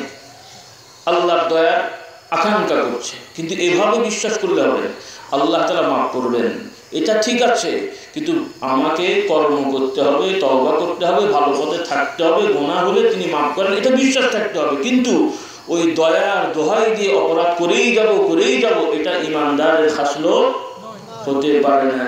কারণ নবীর সাহাবায়েরা তাদের ভুল ত্রুটি হলেও সাথে সাথে তওবা করেছেন না, ওই ভুল অবস্থায় থাকতেন। আন্দাজে না বলে বুঝে শুনে বলেন। আল্লাহ রাসূলের সাহাবাদের মধ্যে একটু বোঝার কম্পেয়ার করি। আমরা তো অনেকেই কিছু বই পুস্তক করে ইসলামের ইতিহাস পড়ে মাশাআল্লাহ আমরা আশা করি যে খোলাফায়ে রাশিদিনের রাজ হোক, আমরা সেটা চাই। এই আকাঙ্ক্ষা অনেকের আছে না বাবা? হ্যাঁ, আলহামদুলিল্লাহ, এটা ভালো, এই আকাঙ্ক্ষা ভালো। কিন্তু যে আকাঙ্ক্ষা করছি ওই জিনিস পাওয়ার মতো যোগ্যতা আমার হয়েছে কিনা আগে চিন্তা করি, অন্যের না হোক। কি বলে, একজন ছেলে পরীক্ষায় ফার্স্ট ক্লাস পেয়েছে, আমারও ইচ্ছা ফার্স্ট ক্লাস পাওয়া। এই ইচ্ছা নিয়ে আমি নিয়মিত ক্লাস কামাই করি এবং রাতেও সারা রাত যে আলতু ফালতু সময় কাটাই, দিনের বেলা ঘুমাই, ক্লাস ঠিক মতো করি না, পড়াশোনা খুব হয় না। খুব আকাঙ্ক্ষা যেন আমি ফার্স্ট ক্লাস পাই। পাবো না বাবা?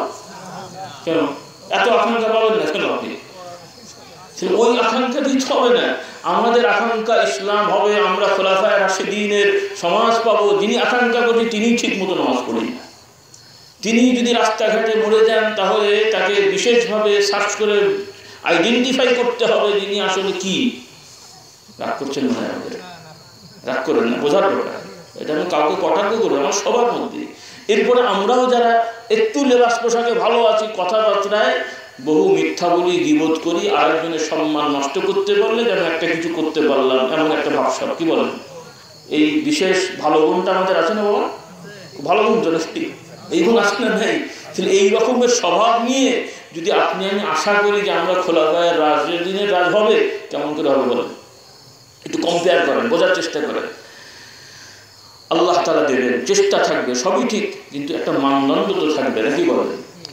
কাফের মুশরিক থাকবে, ইসলামী রাষ্ট্রের ভিতরে কাফের মুশরিকও থাকবে, কিন্তু মুসলমানদের মুসলমান হতে হবে। কি হতে হবে? মুসলমান, খাঁটি মুসলমান, মেজরিটি হতে হবে। আল্লাহ রাসূলের সাহাবাদের বলেন তো শতকরা কতজন বেনামাজি ছিলেন? কতজন? 100 জন সাহাবী। কয়জন বেনামাজি ছিলেন? 100 জনের মধ্যে 100 জনই আলহামদুলিল্লাহ নামাজি ছিলেন। এটা বাড়িয়ে বলছি না, এটাই সত্য কথা। তো কথা ঠিক কিনা?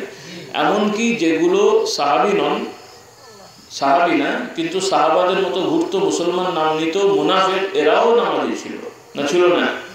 এরাও নামাজি ছিল, মুনাফিকরাও নামাজি ছিল, এবং চেহারা সুরতে দেখতে চলতে অন্যান্য সাহাবাদের মতোই তারা ছিল। লেবাস পোশাকে চলাচলে, এমনি বাহ্যিকভাবে নতুন কেউ এলে, এমনকি সাহাবারাও ওই মুনাফিকদের প্রাথমিকভাবে বুঝতে পারতেন না যে এরা মুনাফিক, তো গায়ে সিল্লাম নেই, কিন্তু তাদের বিভিন্ন কর্মকাণ্ডে আল্লাহ রাব্বুল আলামিন তো জানেন, জেনে গেছেন। আল্লাহ নবীকে আল্লাহ তাআলা জানিয়ে দিলেন যে আপনার আশপাশে এমন কিছু লোক ঘুরছে মদিনাবাসীদের ভেতরেও, যে তারা আপনার কাছে এসে মুসলমান হয়ে বায়াত হয়ে চলাফেরা করছে, কিন্তু তারা আসলে মুসলমান না, মুমিন না, মুনাফিক। তাদের কথা সুন্দর, চালচলন আকর্ষণীয়, কিন্তু আসলে তাদের ভেতরে ঈমান ঢোকে নাই। আল্লাহু আকবার। নবীকে আল্লাহ বলছেন, কিভাবে বর্ণনা দিচ্ছেন, কোরআন শরীফ পড়লে অবাক হবেন। আল্লাহ তাআলা এই মুনাফিকদের বর্ণনাটা কেমন দিচ্ছেন, কেমন লোক।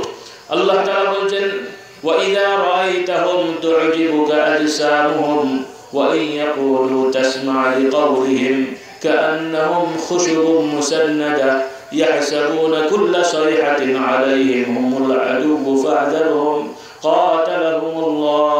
আল্লাহ তাআলা বলছেন, হে নবী, আপনার আশপাশে এমন কিছু মানুষ আছে যাদেরকে দেখলে আপনার চোখ জুড়িয়ে যায়।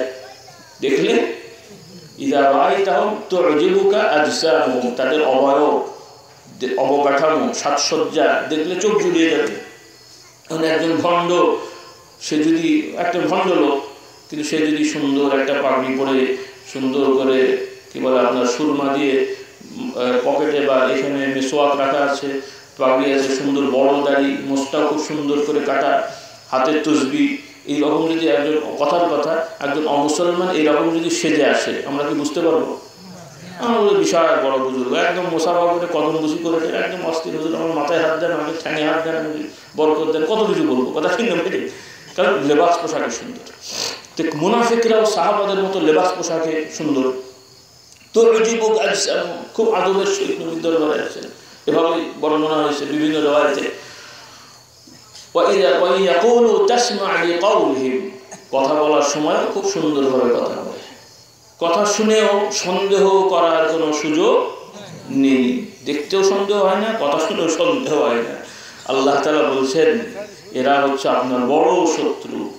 আল্লাহ, এরা কি বড় শত্রু? কেন? যে বাহ্যিক তারা মুসলমান দাবি করছে, কিন্তু অন্তর দিয়ে পরিকল্পনা করছে, হে নবী, আপনাকে কেমন করে মারা যাবে, আপনার সাহাবাদের কেমন বিপদে ফেলা যাবে, শুধু ওই পায় তারা।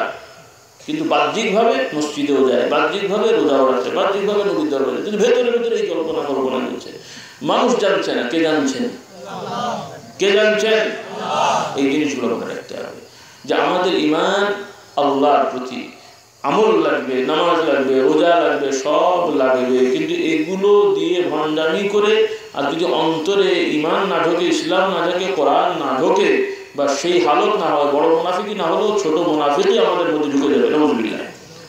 বড় মুনাফিক বর্তমানে খুব কম, কে আমরা জানি না। তবে এখানে একটা কথা বলে রাখছি, যে এই কথা শুনে আবার আপনারা যাকে তাকে আন্দাজ অনুমান করে মুনাফিক বলবেন, সেটা কিন্তু আমি বলিনি। এটা আমাদের একটা বেড়া আছে। কারণ প্রয়োজন হলে প্রয়োজন হলে শরীয়ত মোতাবেক কোনো ব্যক্তিকে অনেক সময় কাফের ফতোয়াও দেওয়া যায় বা দিতে হয়, এটা কিন্তু গালাগালি না। যেমন একজন মানুষের মানে অন্যায় করেছে, যেমন জাগতিক দণ্ডবিধি অনুযায়ী বলা হয় না তিনি দোষী, তিনি অপরাধী বলা হয় না, সাব্যস্ত করা হয়, কিন্তু যাকে তাকে আন্দাজ অনুমান করে বলা যায় নাকি, সেটা নিয়ম আছে, কথার কথা।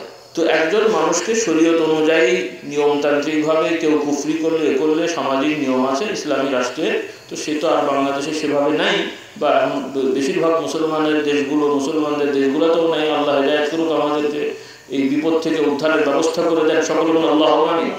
তো কথা হলো যে একজন মানুষকে প্রয়োজন হলে কাফের বলা যায়, প্রয়োজন হলে ফাসেক বলারও নিয়ম আছে, কিন্তু কাউকে মুনাফিক বলার নিয়ম নাই। কারণ এটা বোঝা যায় না, এমনি বোঝা যায় না, সন্দেহ হয়।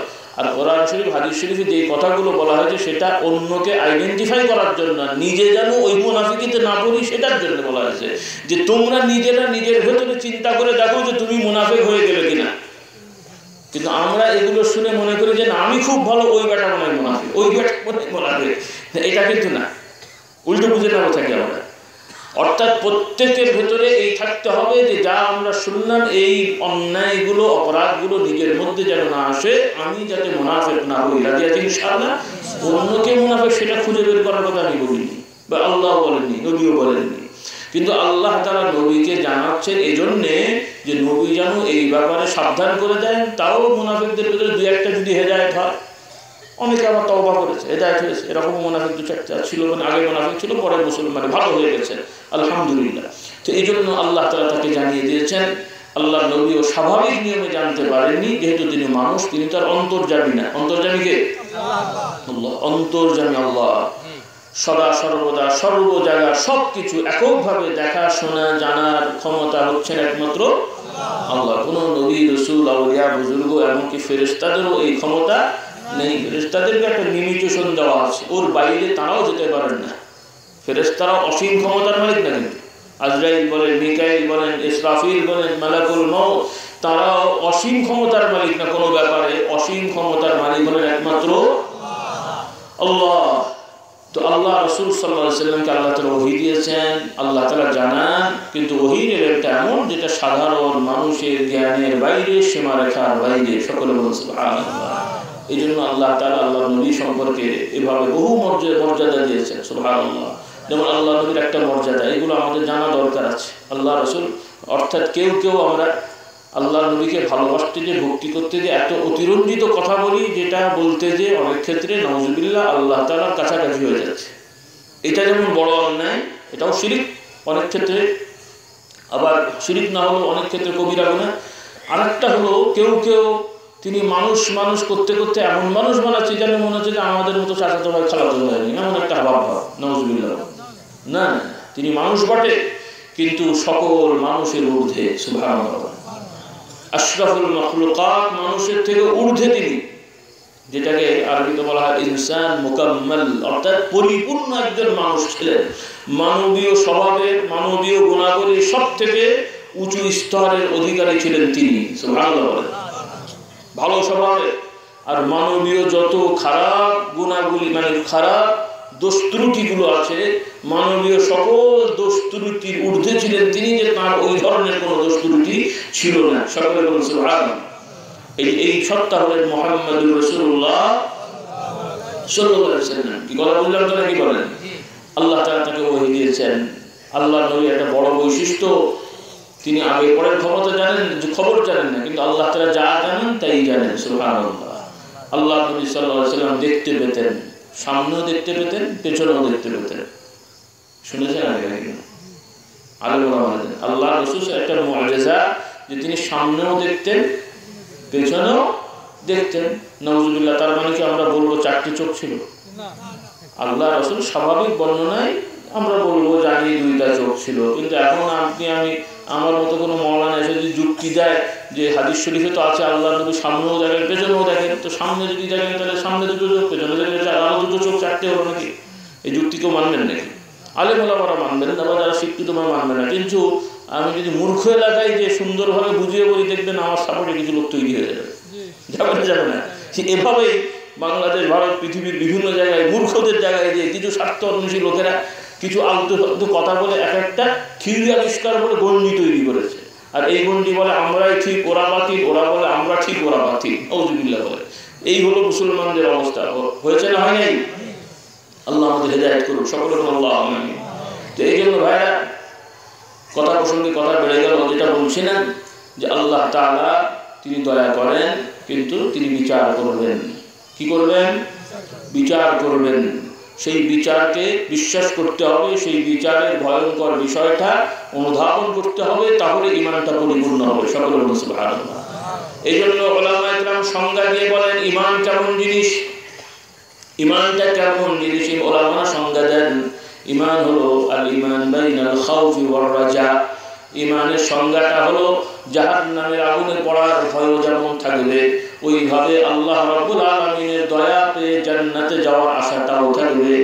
শুধু জান্নাতে যাব, খোদা মাফ করবেন তাই নয়, অন্যায় করব যার শাস্তি হবে না এরকম না, শাস্তির ভয়ও থাকবে, জান্নাতের আশা থাকবে। আমি গুনাহ করে ফেলেছি, আল্লাহ মাফ করবেন, আবার জান্নাত দান করবেন। সুবহানাল্লাহ। তওবা করতে হবে। রাজি আছি ইনশাআল্লাহ? এটা মনে হয়। অর্থাৎ কিছু মানুষেরা অনেক সময় দয়ার কথা শুনে যে খোদা দয়া, ইসলাম শান্তির ধর্ম, কাজে অন্যায় অবিচার করলে কেউ কিছু বলবে না, শান্তিকামী হও, এরকম শান্তিকামী হতে বলা হয়নি।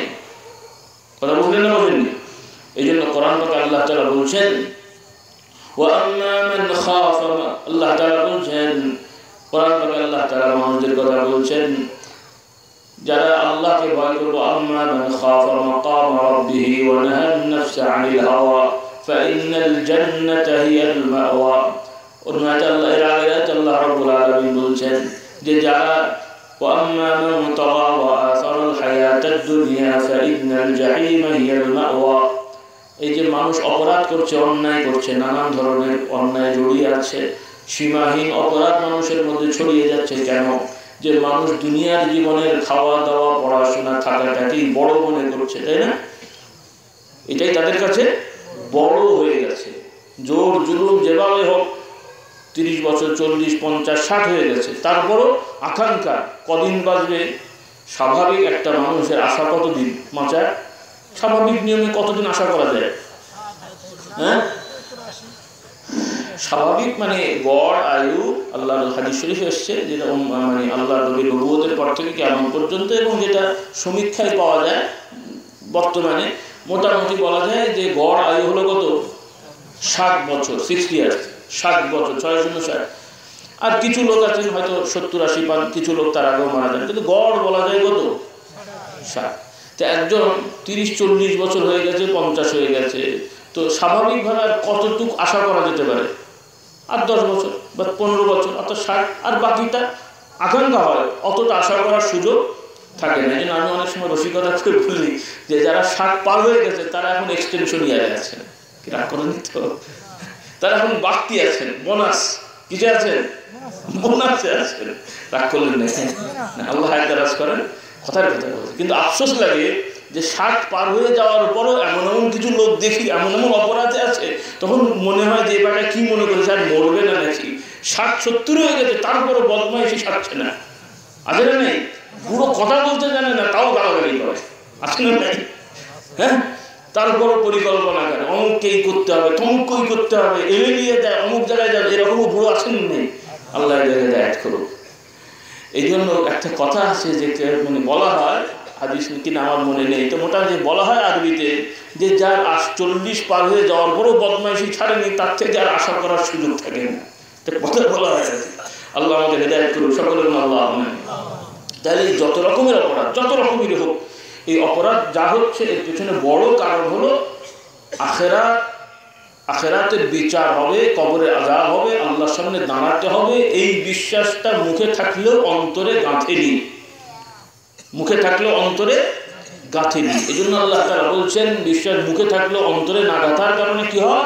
ফাআম্মা মান তাগা ওয়া আসারাল হায়াতাদ দুনিয়া। দুনিয়ার খাওয়া থাকা কিছু একটা অর্জন করাটাই তার কাছে বড় হলো। আখেরাতে কি হবে না সেটা পরের ব্যাপার, পরের ব্যাপার, ওটা পরের ব্যাপার, হলেও পরের ব্যাপার। এটা আগে হোক, মানে এই আগে হতে যে 2, 4, 5, 7 বছরের আরামায়েশ, কারণ অলরেডি তো 40-50 হয়ে গেছে, আর বড় তো 10-12-20 বছর ধরে বড় জন্ম আসবে। তো এই 10-12-20 বছরের আরামে গদিতে বসা মানেই কি আরাম নাকি? বড় বিল্ডিংয়ে থাকা মানে আরাম, অনেক টাকার মালিক হওয়া মানে আরাম? বরং এগুলো হলে আবার অন্যান্য যন্ত্রণা আছে না নেই? সেগুলো এখন এক্সপ্লেন করার সময় নেই। তারপরও একটা আকাঙ্ক্ষা যে আমি বড় বাড়ির মালিক হব, বহু জায়গার মালিক হব, মার্কেটের মালিক হব, ইন্ডাস্ট্রির মালিক হব, সমাজের বিভিন্ন পদের মালিক হব, এটা হলো সাধারণভাবে। আর আমরা হুজুররাও কম নেই, আমি বড় বিশ্বাস হব, বড় মুহাদ্দিস হব, মুফতি হব, আমার নাম বড় বক্তা হবে, আমার ফি এত হবে, কি বলেন? এমনও তো কম নেই। তো সবাই একতরফা বললে আবার ঠিক হবে না। তো সবাই আমরা এগুলো করছি, আর আল্লাহর নাম বলতে যেও অনেক সময় আল্লাহকে ভুলে যাচ্ছি। নাউযুবিল্লাহ। কোন একজন আলেম কথা বলছিলেন, তো তিনি রসিকতা করে বললেন, কথাটা বাস্তব, যে মুসলমানের এই পরিণতি হওয়ার বড় কারণ হলো যে অনেক মুসলমান নামাজে দাঁড়িয়েও খোদাকে ভুলে গেছে। নাউযুবিল্লাহ। হ্যাঁ, নামাজে দাঁড়িয়েও খোদাকে ভুলে গেছে, আল্লাহর কথা বলতে যেও আল্লাহকে ভুলে গেছে। বলবেন ই আবার কেমন করে হয়? বুঝতে পারেন কথাটা? মানে আল্লাহর কথা বলতে যেও আল্লাহকে ভুলে গেছে, কেমন করে হয়? মানে কথাগুলো আল্লাহর বলছে, কাজগুলো আল্লাহর কথা, আল্লাহর কাজ হিসেবে বলে বেড়াচ্ছে, কিন্তু ওর ভেতরে নিজের স্বার্থ কাজ করছে। তাহলে কি আল্লাহর জন্য হলো নাকি? আর আমি হুজুর যদি টাইম মেপে ওয়াশ করি আর মনে মনে করি যে এত টাকা হবে, এত টাকা দিতে হবে, নাহলে বলবো না, শ্রোতাও যেন খুব ভালোবাসে, খুশি হয়, পরের বার দাওয়াত দেয়, সেইভাবে অ্যাক্টিং করে কথা বলছি, তাহলে কি এটা খোদার জন্য হচ্ছে না? আমার নিজের এটা এক ধরনের ব্যবসা হয়ে গেল। হ্যাঁ, নামাজ পড়তে যেও নামাজের খবর নেই, আল্লাহ আকবার বলে শুরু করেছি, কোথায় মন চলে গেছে, কি পড়ছি না পড়ছি আর কোনো খবর নেই, বলে মানে চলে যাচ্ছে। যে কি নামাজ হলো বাবা? আল্লাহ আমাদের হেদায়েত করুক। এই জন্য শুধু ইবাদতের এই ফর্মালিটি করলে হবে না, এই সব কিছুর মধ্যে আল্লাহর ভয় থাকতে হবে, জান্নাতের আশা থাকতে হবে, জাহান্নামের ভয় থাকতে হবে। একটু বোঝার চেষ্টা করি। এই জন্য আল্লাহ বললেন, فَأَمَّا مَنْ طَغَى وَآثَرَ الْحَيَاةَ الدُّنْيَا فَإِنَّ الْجَحِيمَ هِيَ الْمَأْوَى। যারা দুনিয়ার হায়াতকে প্রাধান্য দিয়ে অন্যায় জড়াচ্ছে, আর অন্যায়ের পিছনে জড়ানোর পেছনে কারণ হলো দুনিয়ার হায়াতকে, জীবনকে প্রাধান্য দিচ্ছে, যারা এভাবে চলবে তাদের ঠিকানা হবে জাহান্নাম। পক্ষান্তরে وَأَمَّا مَنْ خَافَ مَقَامَ رَبِّهِ وَنَهَى النَّفْسَ عَنِ الْهَوَى فَإِنَّ الْجَنَّةَ هِيَ الْمَأْوَى। আর যারা তার রবের দরবারে তার সামনে দাঁড়াতে হবে, সেই স্থানকে যারা ভয় পায়, সুবহানাল্লাহ, যে আল্লাহর সামনে আমাকে দাঁড়াতে হবে, সেদিন কেউ আমার সাহায্যকারী হবে না, কেউ আমার হয়ে বলে দেবে না। এমনকি বড় বড় ফেরেশতারা, আম ফেরেশতারা, নবী রাসূলরাও যেদিন খুবই ভয়ে থাকবেন, খুবই আতঙ্কিত হয়ে থাকবেন। সুবহানাল্লাহ, থাকবেন কিনা? হ্যাঁ, আল্লাহ তাআলা বলছেন, ইয়াউমা ইয়াকুমুর রূহু ওয়াল মালাইকাতু সাফফান লা ইয়াতাকাল্লামুনা ইল্লা মান আযিনা লাহুর রাহমান ওয়া ক্বালা সাওয়াবা। কিয়ামতের সেই সময় ফেরেশতাগণ সহ আম ফেরেশতা, খাস ফেরেশতা, দায়িত্বশীল জিবরাইল, মিকাইল, আসরাফিল, সকলেই, এত বড় বড় ফেরেশতা, বড় বড় শক্তি হলো না, সাধারণ ফেরেশতা তো আছেন, কিন্তু ফেরেশতাদেরও যারা বড় বড় দায়িত্বশীল রয়েছেন, তারা সহ এমনভাবে দাঁড়াবেন, ভয়ে থরথর অবস্থায় থাকবেন, কেউ কোনো ধরনের কথা নিজ ইচ্ছায় বলতে চাইবেন না, আল্লাহ তাআলা অনুমতি না দিলে। বললেও খুবই আস্তে আস্তে বলবেন। সুবহানাল্লাহ। এই পরিস্থিতি নবী রাসূলরাও খুবই আদবের সহিত থাকবেন, আম মানুষের অবস্থা। তো আল্লাহ তাআলা বলছেন, এই জিনিসটা যার মনে আছে যে সেই রবের সামনে আমাদেরকে দাঁড়াতে হবে, যে রব্বুল আলামিন সব ব্যবস্থাপনা করে দিলেন। উদাহরণস্বরূপ বলছি, কম্পেয়ার না, কম্পেয়ার তো করা যাবে না, তুলনা করা যাবে না। উদাহরণস্বরূপ বলছি যে আমরা যদি যেতে হয় প্রধানমন্ত্রীর কাছে, প্রেসিডেন্টের কাছে, ডিসি, এসপি, বড় বড় শক্তিশালী, ওনাদের কাছে ওনারা যদি তলব করেন, তখনই তো আমাদের ভেতরে ভালো হলেও কেমন একটা অবস্থা, কি বলবে আবার, কি হবে না হবে, হয় না হয় না, হয় না হয় না।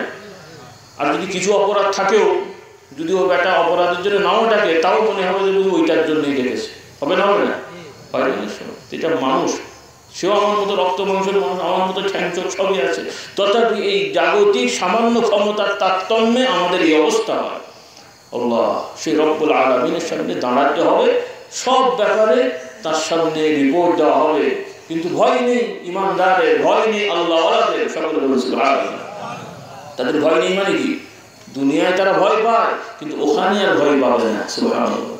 যারা এখানে ভয়ে থাকবে ওখানে ভয় পাবে না, আর যারা এখানে উদাসীন হয়ে চলবে এরা বিপদে পড়ে যাবে। কথা বুঝতে পারেননি? আল্লাহ আল্লাহদের ভয় নেই মানে কি? তারা আল্লাহ আল্লাহ কারা যে তসবি টিপতে টিপতে এমন কিছু দেখে ফেলেছেন এখন আর নামাজ নেবে না কি? এর নাম আল্লাহ আল্লাহ নাকি? এর নাম আল্লাহ আল্লাহ নাকি? জিকির করতে করতে এমন হালত হয়ে গেছে এখন আর পর্দা লাগে না, এর নাম আল্লাহ আল্লাহ নাকি? আল্লাহ আল্লাহ শয়তান আল্লাহ। হ্যাঁ, নবী রাসূলগণের নামাজ বাদ হলো না, পর্দা বাদ হলো না, বাদ বিচার বাদ হলো না, আর কিছু ভণ্ড হুজুরেরা বেরোয়েছেন নাউজুবিল্লাহ, এদের নাকি নামাজ লাগে না। আল্লাহ তাআলা তারা অনেক উপরে উঠে গেছে, নাউজুবিল্লাহ, আস্তাগফিরুল্লাহ। এরকমও মুসলমানের ভেতরে বড় বড় আল্লাহ আছেন, তাদের পেছনেও সাধারণ মানুষ মূর্খরা নেমে দিয়ে পাশেও অনেক সময় ঘুরে বেড়ায়, এরকমও তথ্য পাওয়া যায়। কি শিখলো এতদিন ধরে বলেন দেখি, কি বিদ্যা শিখলো? এরকম একটা ভণ্ড, তাও আবার অনেক আছে আপনাদের, আমি আগে বলেছি কিনা মনে নেই, ঢাকাতেও আছে, কলকাতাও আছে, কিছু লোক ঢাকা শহরে বা কলকাতায় আছে মুসলমানের বাচ্চারা এরকম আছে ভণ্ড, এরা একদম জামা কাপড় ছাড়া ঘুরে বেড়ায়, আর ওদের পেছনে দেখবেন দলবল 20-50-100 জন লাইন ধরে ঘুরে বেড়ায়। শুনেছেন আপনারা? কেউ কেউ দেখেছেন কি? কেউ কেউ দেখেছেন? আচ্ছা, এরকম লোক আছে, কিছু লোকের আছে এরকম, মানে জটলা মারা, জামা কাপড় পরে না, কেউ আবার একটুখানি বস্তার মতো পরে, আবার অনেকে সেটাও পরে না, এরকম ঘুরে বেড়ায়। আর পেছনে অনেক লোক ছেলে মেয়েরা ঘুরে বেড়াচ্ছে, তাদের মধ্যে সবাই মূর্খ এমন না, অনেক মানে মানে জাগতিকভাবে শিক্ষিত লোকেরা আছে। বলে কেন ঘুরে বেড়ান? ওনাদের অনেক ফায়দা পাওয়া যায়। আবার বলে ওনার ভেতরে অনেক কিছু আছে, ওনার ভেতরে অনেক কিছু আছে। আর দুষ্টু ছেলেরা কি বলে জানেন? বলে হ্যাঁ, বাবার ভেতরে অনেক কিছু আছে বলছো, কিন্তু যা আছে সব তো বের হয়ে গেছে, আবার কি আছে? উনি বলছি যে মুসলমানের রুচিটা কোথায় গিয়ে দাঁড়িয়েছে। একটা ল্যাংটা পাগল সে ঘুরে বেড়াচ্ছে, আর ইনি MA BA পাস করেও তার মাথার মধ্যে আছে বাবার মধ্যে অনেক কিছু আছে। কি মুশকিলের ব্যাপার! এইরকম মুসলমান নিয়ে কি করবেন বলেন দেখি? আল্লাহ আমাদের হেদায়েত করুক, সকলের গুণ আল্লাহ আল্লাহ হেদায়েত করুক। এই হচ্ছে চলছে মুসলমানদের। তো আসলে যারা আল্লাহ, যারা দুনিয়ায় আল্লাহকে ভয় করে চলেন, আখিরাতে তাদের আর কোনো ভয় নেই। সকলের গুণ সুবহানাল্লাহ। এই জন্য আল্লাহ তাআলা বলেন, আলা ইন্না আউলিয়া আল্লাহি লা খাউফুন আলাইহিম ওয়া লা হুম ইয়াহজানুন আল্লাযীনা আমানু ওয়া কানু ইয়াত্তাকুন। যারা আল্লাহওয়ালা হয়ে গেছেন, যারা আল্লাহর প্রিয় বান্দা হয়ে দুনিয়া থেকে গেছেন, তাদের ভয় নাই, তবে দুনিয়ায় থাকতে তারা ভয় পেয়েছেন। সুবহানাল্লাহ। তারা সত্যিকার আল্লাহকে ভয় পেয়েছেন বলে আখিরাতে তাদের ভয় নেই। এই জন্য আল্লাহ বলছেন, ওয়া আম্মা মান খাফা মাকাম রাব্বিহি ওয়া নাহা আন-নাফসা আনিল হাওয়া। আল্লাহর সামনে দাঁড়াতে হবে এই ভয়ে নফস যা চেয়েছে দমিয়ে রেখেছে। নফস চেয়েছে এটা করবো, করতে যায়নি। নফস চেয়েছে অমুক আমাকে গাল দিয়েছে, ঠেঙাবো না, ঠেঙাইনি। যে আল্লাহর সামনে আবার কি জবাব দেবো? ও একটা মুখে বলেছে আমি তো হাতে যাবো না, বলো তো মুখে আমি দুটো বলতে পারি কিন্তু হাত যাবো না। কথা ঠিক না ঠিক? কথা ঠিক না ঠিক? সবর করেছে। কি করেছে? সবর। ইসলামের বড় শিক্ষা ধৈর্য ধারণ করা। এই শিক্ষা আমরা হারিয়ে ফেলছি। কথা ঠিক না ঠিক? ইসলামের বড় শিক্ষা ইনসাফ করা। শত্রুপক্ষ যদি আক্রমণ করে সেক্ষেত্রে ইনসাফ করতে হবে, যে কেউ আক্রমণ করবে বা যুদ্ধ করতে আসলে, মারামারি করতে আসলে, কথার কথা আত্মরক্ষার জন্য যে মারতে এসছে তাকে মারা যেতে পারে, কিন্তু তাকে বাদ দিয়ে আবার তাকে মারার পর আবার যে লোকটা মারেনি ওই দলের লোক তাকে ধরে মারবো, এইটা কিন্তু ইসলামে অ্যাকসেপ্ট করে না। কথা বুঝতে পারেননি? যে একজন মনে করেন কথার কথা, বাংলাদেশে তো আর সেটা নাই, যুদ্ধ তো আর নেই সেরকম সরাসরি, একটা যুদ্ধ হচ্ছে, অমুসলমান পক্ষ মুসলমান পক্ষ। আল্লাহ রাসূল যুদ্ধ করেছেন, সাহাবাদেরকে যুদ্ধ করতে পাঠিয়েছেন, দরকার ছিল না? ছিল না? কি বৈধ না অবৈধ? দুনিয়ার টাকা পয়সার জন্যে, পদের জন্যে, নেতৃত্বের জন্যে, অন্য কিছু হওয়ার জন্যে লোকদের লেলিয়ে দিয়ে যুদ্ধ করাটা বড় পবিত্র যুদ্ধ হয়, আর নিজের ঈমান আকীদা হেফাজতের জন্য যুদ্ধ করলে সন্ত্রাসী হয় না? এই বিশ্বাস মুসলমানের বাচ্চারা করে। আল্লাহ হেদায়েত করুন, সকলের জন্য আল্লাহ আমিন। আল্লাহ রাসূল সাল্লাল্লাহু আলাইহি ওয়াসাল্লাম জগতের কোনো স্বার্থে জিহাদ করেননি, যুদ্ধ করেননি। এটা জিহাদ নয়, আল্লাহর জন্য করেছেন। সুবহানাল্লাহ। দ্বীনের আমল করার জন্য, খাওয়া দাওয়ার জন্য না। কথা ঠিক না ঠিক? তো যাই হোক, বিস্তারিত যাব না। আবার যুদ্ধ মানে এলোপাতারি মারা ধরা, মানে বোম ফাটানো, এটাও না। কিন্তু যুদ্ধের নিয়ম আছে, সংজ্ঞা আছে। জাস্ট উদাহরণস্বরূপ বললাম যে আল্লাহ রাসূল সাল্লাল্লাহু আলাইহি ওয়াসাল্লাম নিজেও যুদ্ধ করেছেন, সাহাবাদেরকেও বিভিন্ন জায়গায় পাঠিয়েছেন, কিন্তু মূল নীতি দিয়েছেন, খবরদার যারা তোমাদের প্রতি আক্রমণ করেনি এই ধরনের কোনো মানুষের প্রতি আক্রমণ করবে না। কোনো নারী বিভিন্ন জায়গায় আছে, তারা যুদ্ধে অংশগ্রহণ করেনি, মানে যে যার মতো আছে, সৈন্যবাহিনীর পরিবার হলেও তাদের প্রতি কোনো রকমের আক্রমণ করা যেই এলাকায় আক্রমণ হয়েছে বা তোমরা যুদ্ধ করছো সেই এলাকার গাছপালা বাগান টাগান থাকলে সেগুলোকেও নষ্ট করা, বাড়িঘর ভাঙা যাবে না। সুবহানাল্লাহ। কারণ এটা হলো আদর্শের লড়াই, হক আদর্শটাকে প্রতিষ্ঠা করার জন্য লড়াই। আর একটা দলকে নাস্তে নাবুদ করে দেওয়া না, তাদেরকেও শায়েস্তা করে ভালো করার জন্য যাওয়া হয়েছে। সুবহানাল্লাহ। কাফের মুশরিকদের মেরে ধরে সাইজ করার জন্য না, তাদের সেই অন্যায় অরুচিক বিষয়টাকে দমানোর জন্য জিহাদ করা হয়েছে। সুবহানাল্লাহ। আর আমরা যুদ্ধ জিহাদ মানে মনে করি একজন মেরে ধরে সাইজ করে দেবো। আরে বাবা, এটাকে বলেছে তোমাকে। এই জন্য আদালত, ইনসাফ, এটা হলো যুদ্ধ। সশস্ত্র যুদ্ধের ব্যাপারে বলা হয়েছে। আর কথাবার্তার ব্যাপারে আল্লাহ তাআলা বলছেন যে শত্রুপক্ষ হলেও তোমার সাথে যদি দ্বন্দ্ব হয়, মুসলমান অনুযায়ী হোক, কথাবার্তায় আনব্যালেন্স মানে ইমব্যালেন্স অর্থাৎ ভারসাম্যহীন মিথ্যা কথা বলবে না। সুবহানাল্লাহ। ওয়াইযা কুলতুম ফা'দিলু ওয়ালাউ কানা যা কুরবা, তোমাদের আত্মীয় স্বজন হলেও তাদের পক্ষে কথা বলতে হলো আদালতের সহিত বলবে। আত্মীয় বলে সেখানে বেইনসাফি করে বা বাড়তি করে, অর্থাৎ যেটাকে বলা হয় স্বেচ্ছাচারিতা করবে না। অন্য আয়াতে আল্লাহ তাআলা বলেছেন ওয়ালা ইয়াজরিমান্নাকুম শানাআনু কওমিন আল্লা তা'দিলু ই'দিলু হুয়া আকরাবু লিত-তাকওয়া, যে তোমাদের সাথে কারো ঝগড়া আছে, বিবাদ আছে, এটার কারণে যেন তোমাদেরকে আদালত ইনসাফ থেকে সরিয়ে না নিয়ে যায়। তোমার প্রতিপক্ষের ব্যাপারে যদি সিদ্ধান্ত নিতে হয় সেক্ষেত্রেও তুমি ইনসাফ করো। সুবহানাল্লাহ। তোমার সাথে দ্বন্দ্ব আছে, তথাপি দ্বন্দ্ব আছে বলে ওই পক্ষের সাথে তুমি জুলুম করবে, অবিচার করবে, এটা কোনো মুসলমানের স্বভাব হতে পারে না। কথাবার্তার ক্ষেত্রে বাস্তবে তো আছে, কিন্তু আমাদের মধ্যে এই সব মানে গুণগুলো খুব বেশি আছে না কম আছে? আল্লাহ আমাদের হেদায়েত করুন, সকলে আল্লাহ আমিন। কথা প্রসঙ্গে কথা বেড়ে যাচ্ছে, একটু আমি এটা কম্পেয়ার করার জন্য বলছিলাম যে আল্লাহ রাসূল সাল্লাল্লাহু আলাইহি ওয়াসাল্লামের সাহাবারা তারাও মুসলমান ছিলেন, মানুষ ছিলেন, শতভাগ শুধু নামাজি নয়, শতভাগ সত্যবাদী ছিলেন। শতভাগ কি ছিলেন? সত্যবাদী ছিলেন। সুবহানাল্লাহ। সত্যবাদী ছিলেন। মানুষ মাত্র, তাদেরও ভুল ছিল। একসময় বহু বড় বড় অন্যায় করেছেন, সেই অন্যায় হয়তো আমরা অনেকেই করিনি, তাই না? সাহাবারাও একসময় বড় বড় অন্যায় করেছেন না? অনেকেই। কি বুঝে শুনে বলছেন না আমদানি বলছেন? কি করেছেন? শিরক করেছেন, মূর্তি পূজা করেছেন। তো আমরা তো আলহামদুলিল্লাহ অনেকেই জন্মগতভাবে মুসলমান, মূর্তি পুজো করিনি। কথা ঠিক না ঠিক? এই সাহাবারা একসময় মূর্তি পুজো করেছেন, খুন খারাপি তো অনেকে লিপ্ত ছিলেন, মুসলমান হওয়ার আগের কথা বলছি আর কি। তাহলে বড় বড় অপরাধ করেছেন, কিন্তু সেই মানুষগুলোই কলেমা শরীফ পড়ে নবীর হাতে বায়াত হয়ে নবীর সোহবত ইখতিয়ার করে এমনই মানুষ হলেন যে তারা এমন হলেন যেন তিনি তারা রাখতেও জানেন না। মানুষ মারা তো দূরের কথা, যেন তারা রাখতেও জানেন না। সুবহানাল্লাহ। আল্লাহ নবীর কাছে প্রশ্ন করা যায়, রাগারাগি কোনো মানে প্রয়োজনে কিছু রাগ করা যায়, কিন্তু রাগেরও লিমিটেশন আছে। আল্লাহ নবী এভাবে সাহাবাদের শেখালেন। একজন বলছেন রাগী মানুষ, তার সবক কি?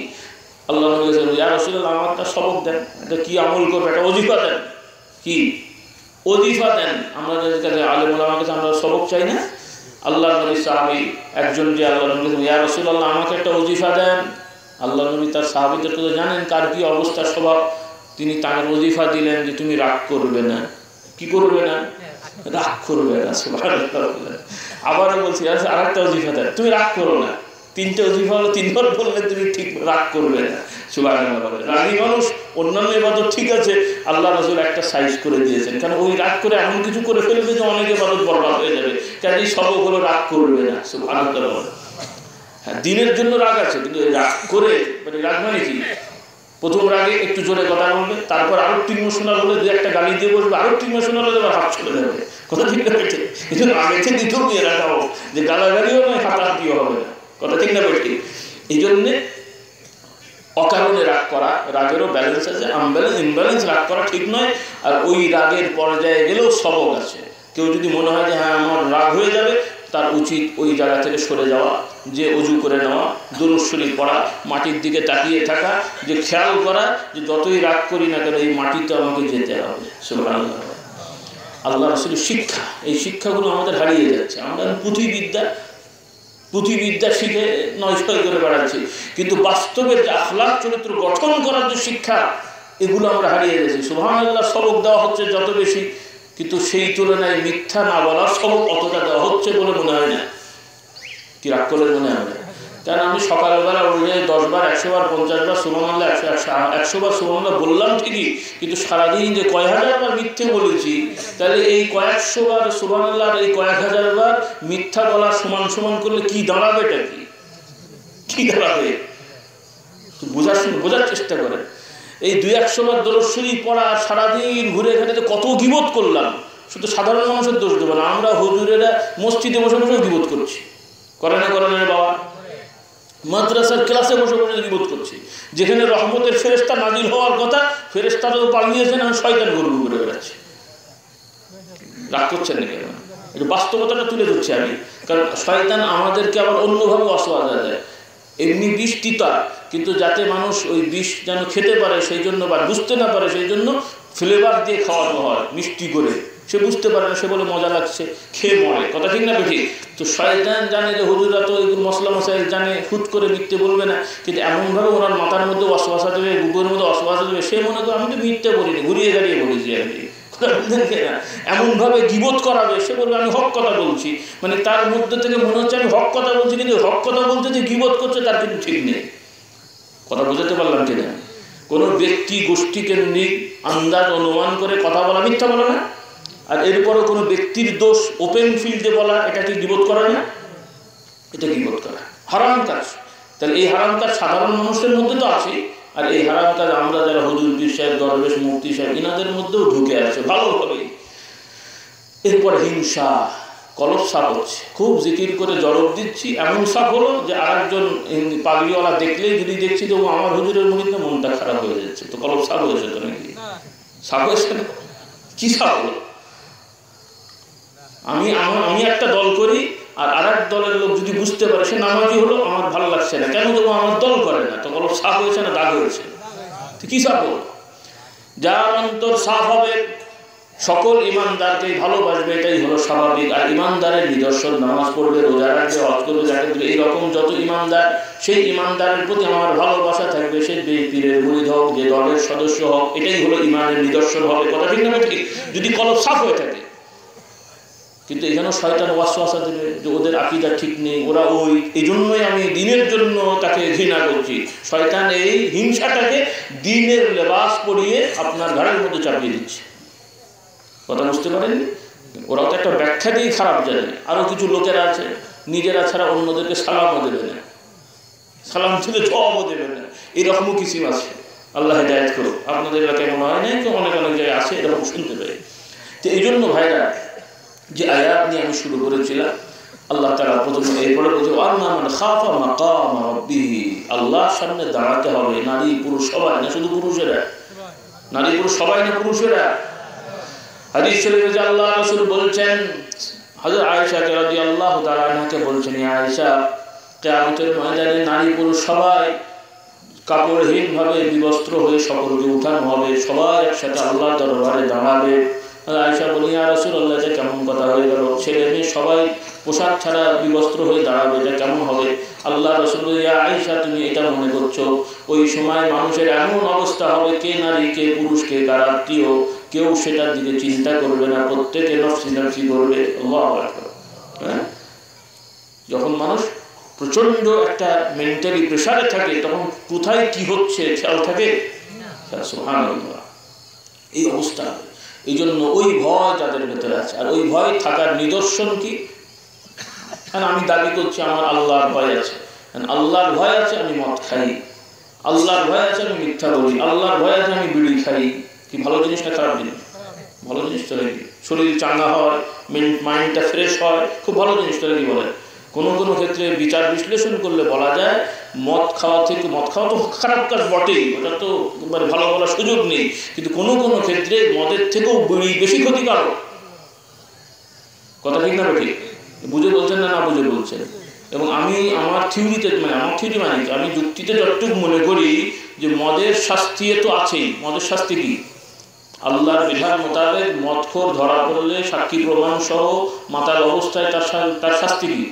ইসলামের বিধান অনুযায়ী কি জানেন? একটা শাস্তি আছে না, দণ্ডবিধি আছে না? আপনারা রাগ করছেন মনে হয়। কি শাস্তিটা কি জানেন না? এই তো আগে 80টা বেত মারা। কতগুলো? 80 বেত মারা অথবা একটু জুতো দিয়ে সাইজ করা, বিভিন্ন কিছু আছে। তো মোটামুটি ফোকাহারা 80টা বেতের কথা বলেছেন ম্যাক্সিমাম। আর সাহাবাদের যুগে বা বিভিন্ন সময় খোলাফায়ে রাশিদিন প্রথম দিকেও মানে তাকে একটু ভয় দেখানো এবং তাকে একটু মানে যাতে করে তার মানে হুঁশটা আসে, একটু যাকে বলা হয় যে অপমান নয়, তাকে আর কি মানে একটু প্রেশার দেওয়া, মেন্টালি এবং শারীরিক প্রেশার দেওয়া।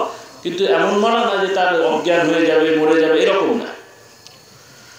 মানে শারীরিকভাবে একটু কষ্ট দেওয়া যাতে সে ভয় পায়, মানসিকভাবেও মাইন্ডকে একটু থ্রেট দেওয়া।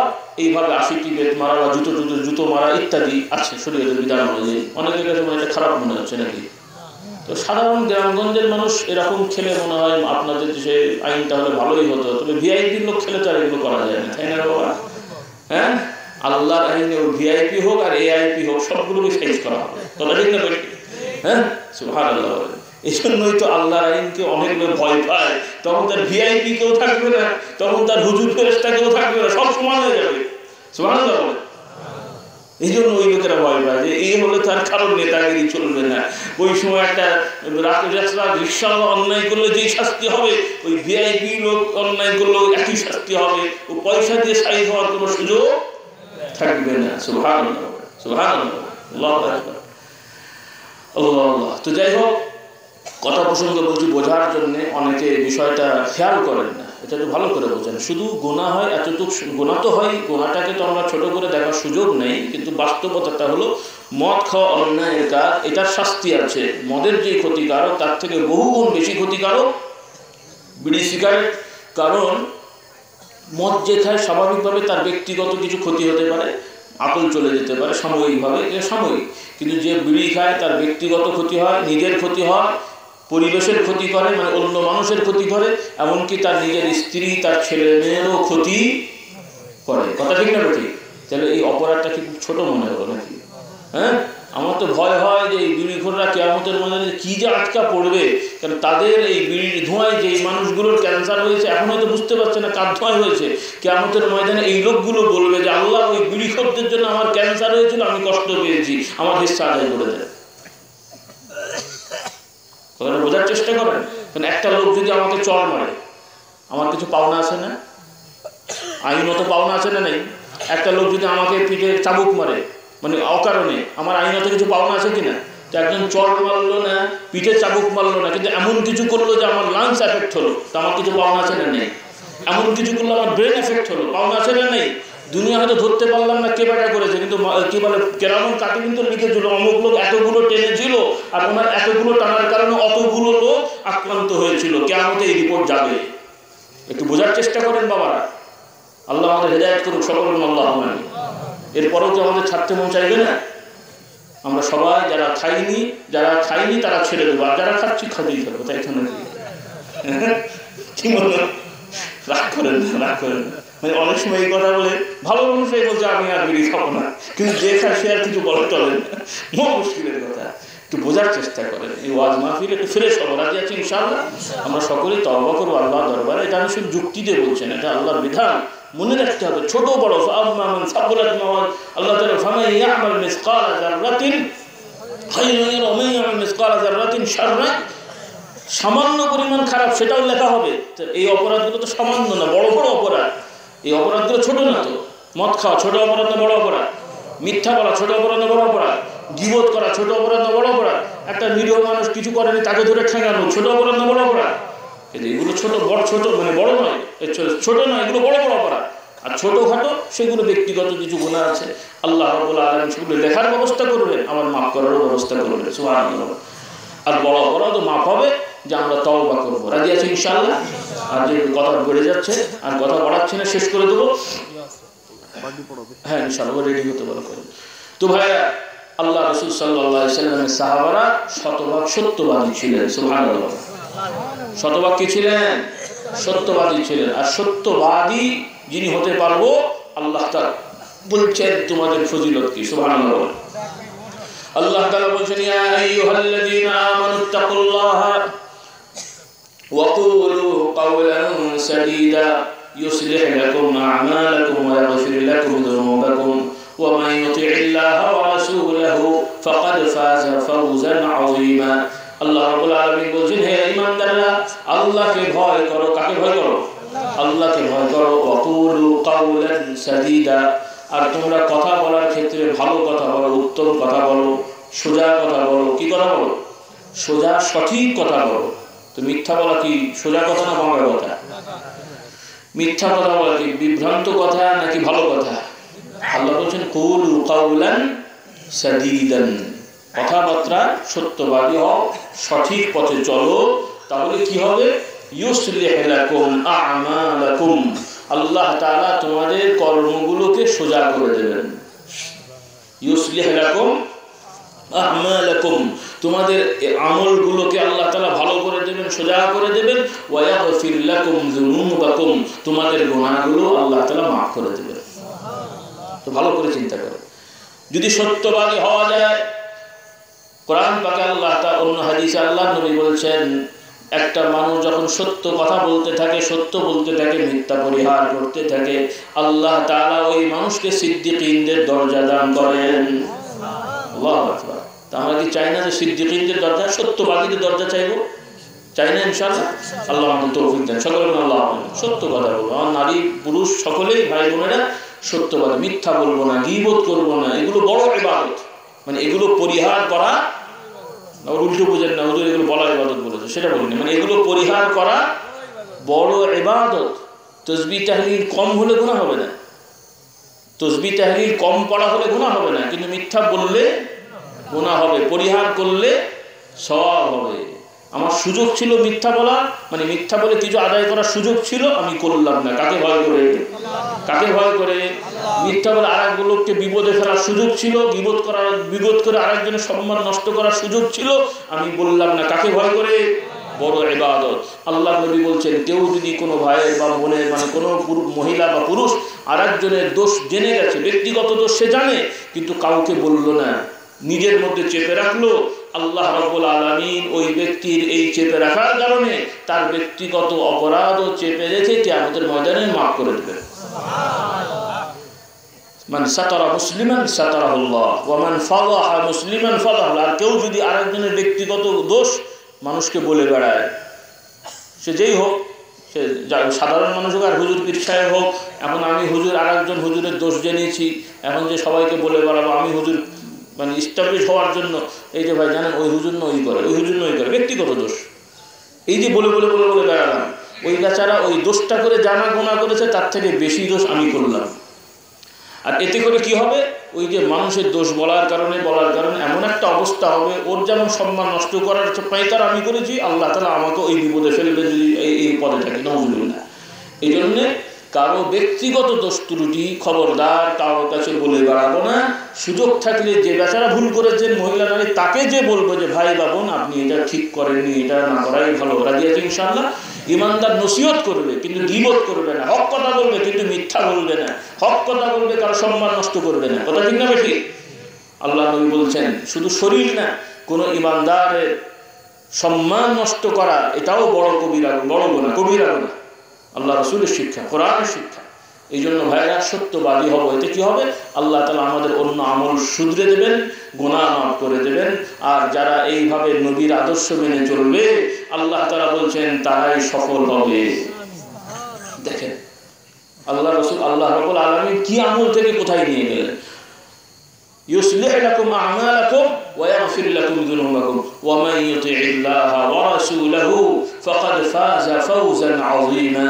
যারা আল্লাহ এবং আল্লাহ রাসূলের অনুসরণ করে চলবে, আল্লাহ তাআলা তাদের জন্য নিয়ামত দেবেন, তারা সফল হয়ে যাবে, বহু বড় প্রতিদান তারা পেয়ে যাবে। সকলে বলুন সুবহানাল্লাহ। তো যাই হোক, আসুন আমরা সকলেই তো নামাজ রোজা করি, এর পাশাপাশি আমরা সকলে আশা করি সত্যবাদী। তারপরও কিছু ভুল ত্রুটি মিথ্যা হয়ে যায়, তওবা করবো, মিথ্যা বলবো না, গীবত করবো না, পরনিন্দায় লিপ্ত হবো না, আর একজনের কোনো ব্যক্তির প্রতি জুলুম হয় এমন কোনো কথা বা কাজ করবো না, নিজেও সামনে চলবো, অন্যকেও সম্মান করবো, এভাবে চলার চেষ্টা করবো। রাজি আছি ইনশাআল্লাহ। দলাদলি ঝগড়াঝাটি করবো না। বিভিন্ন সংগঠন, দল, পীর মাশায়েখ, মুরিদ মত এগুলো থাকতে পারে, কিন্তু এগুলোকে কেন্দ্র করে পরস্পর হিংসা বিদ্বেষ, ছড়াছড়ি, গালাগালি, রাগারাগি ইত্যাদি করা যাবে না। এই শিক্ষার উপরে থাকার চেষ্টা করবো। রাজি আছি ইনশাআল্লাহ। আল্লাহ তাআলা তৌফিক দেন সকলের। আল্লাহুম্মা আমিন।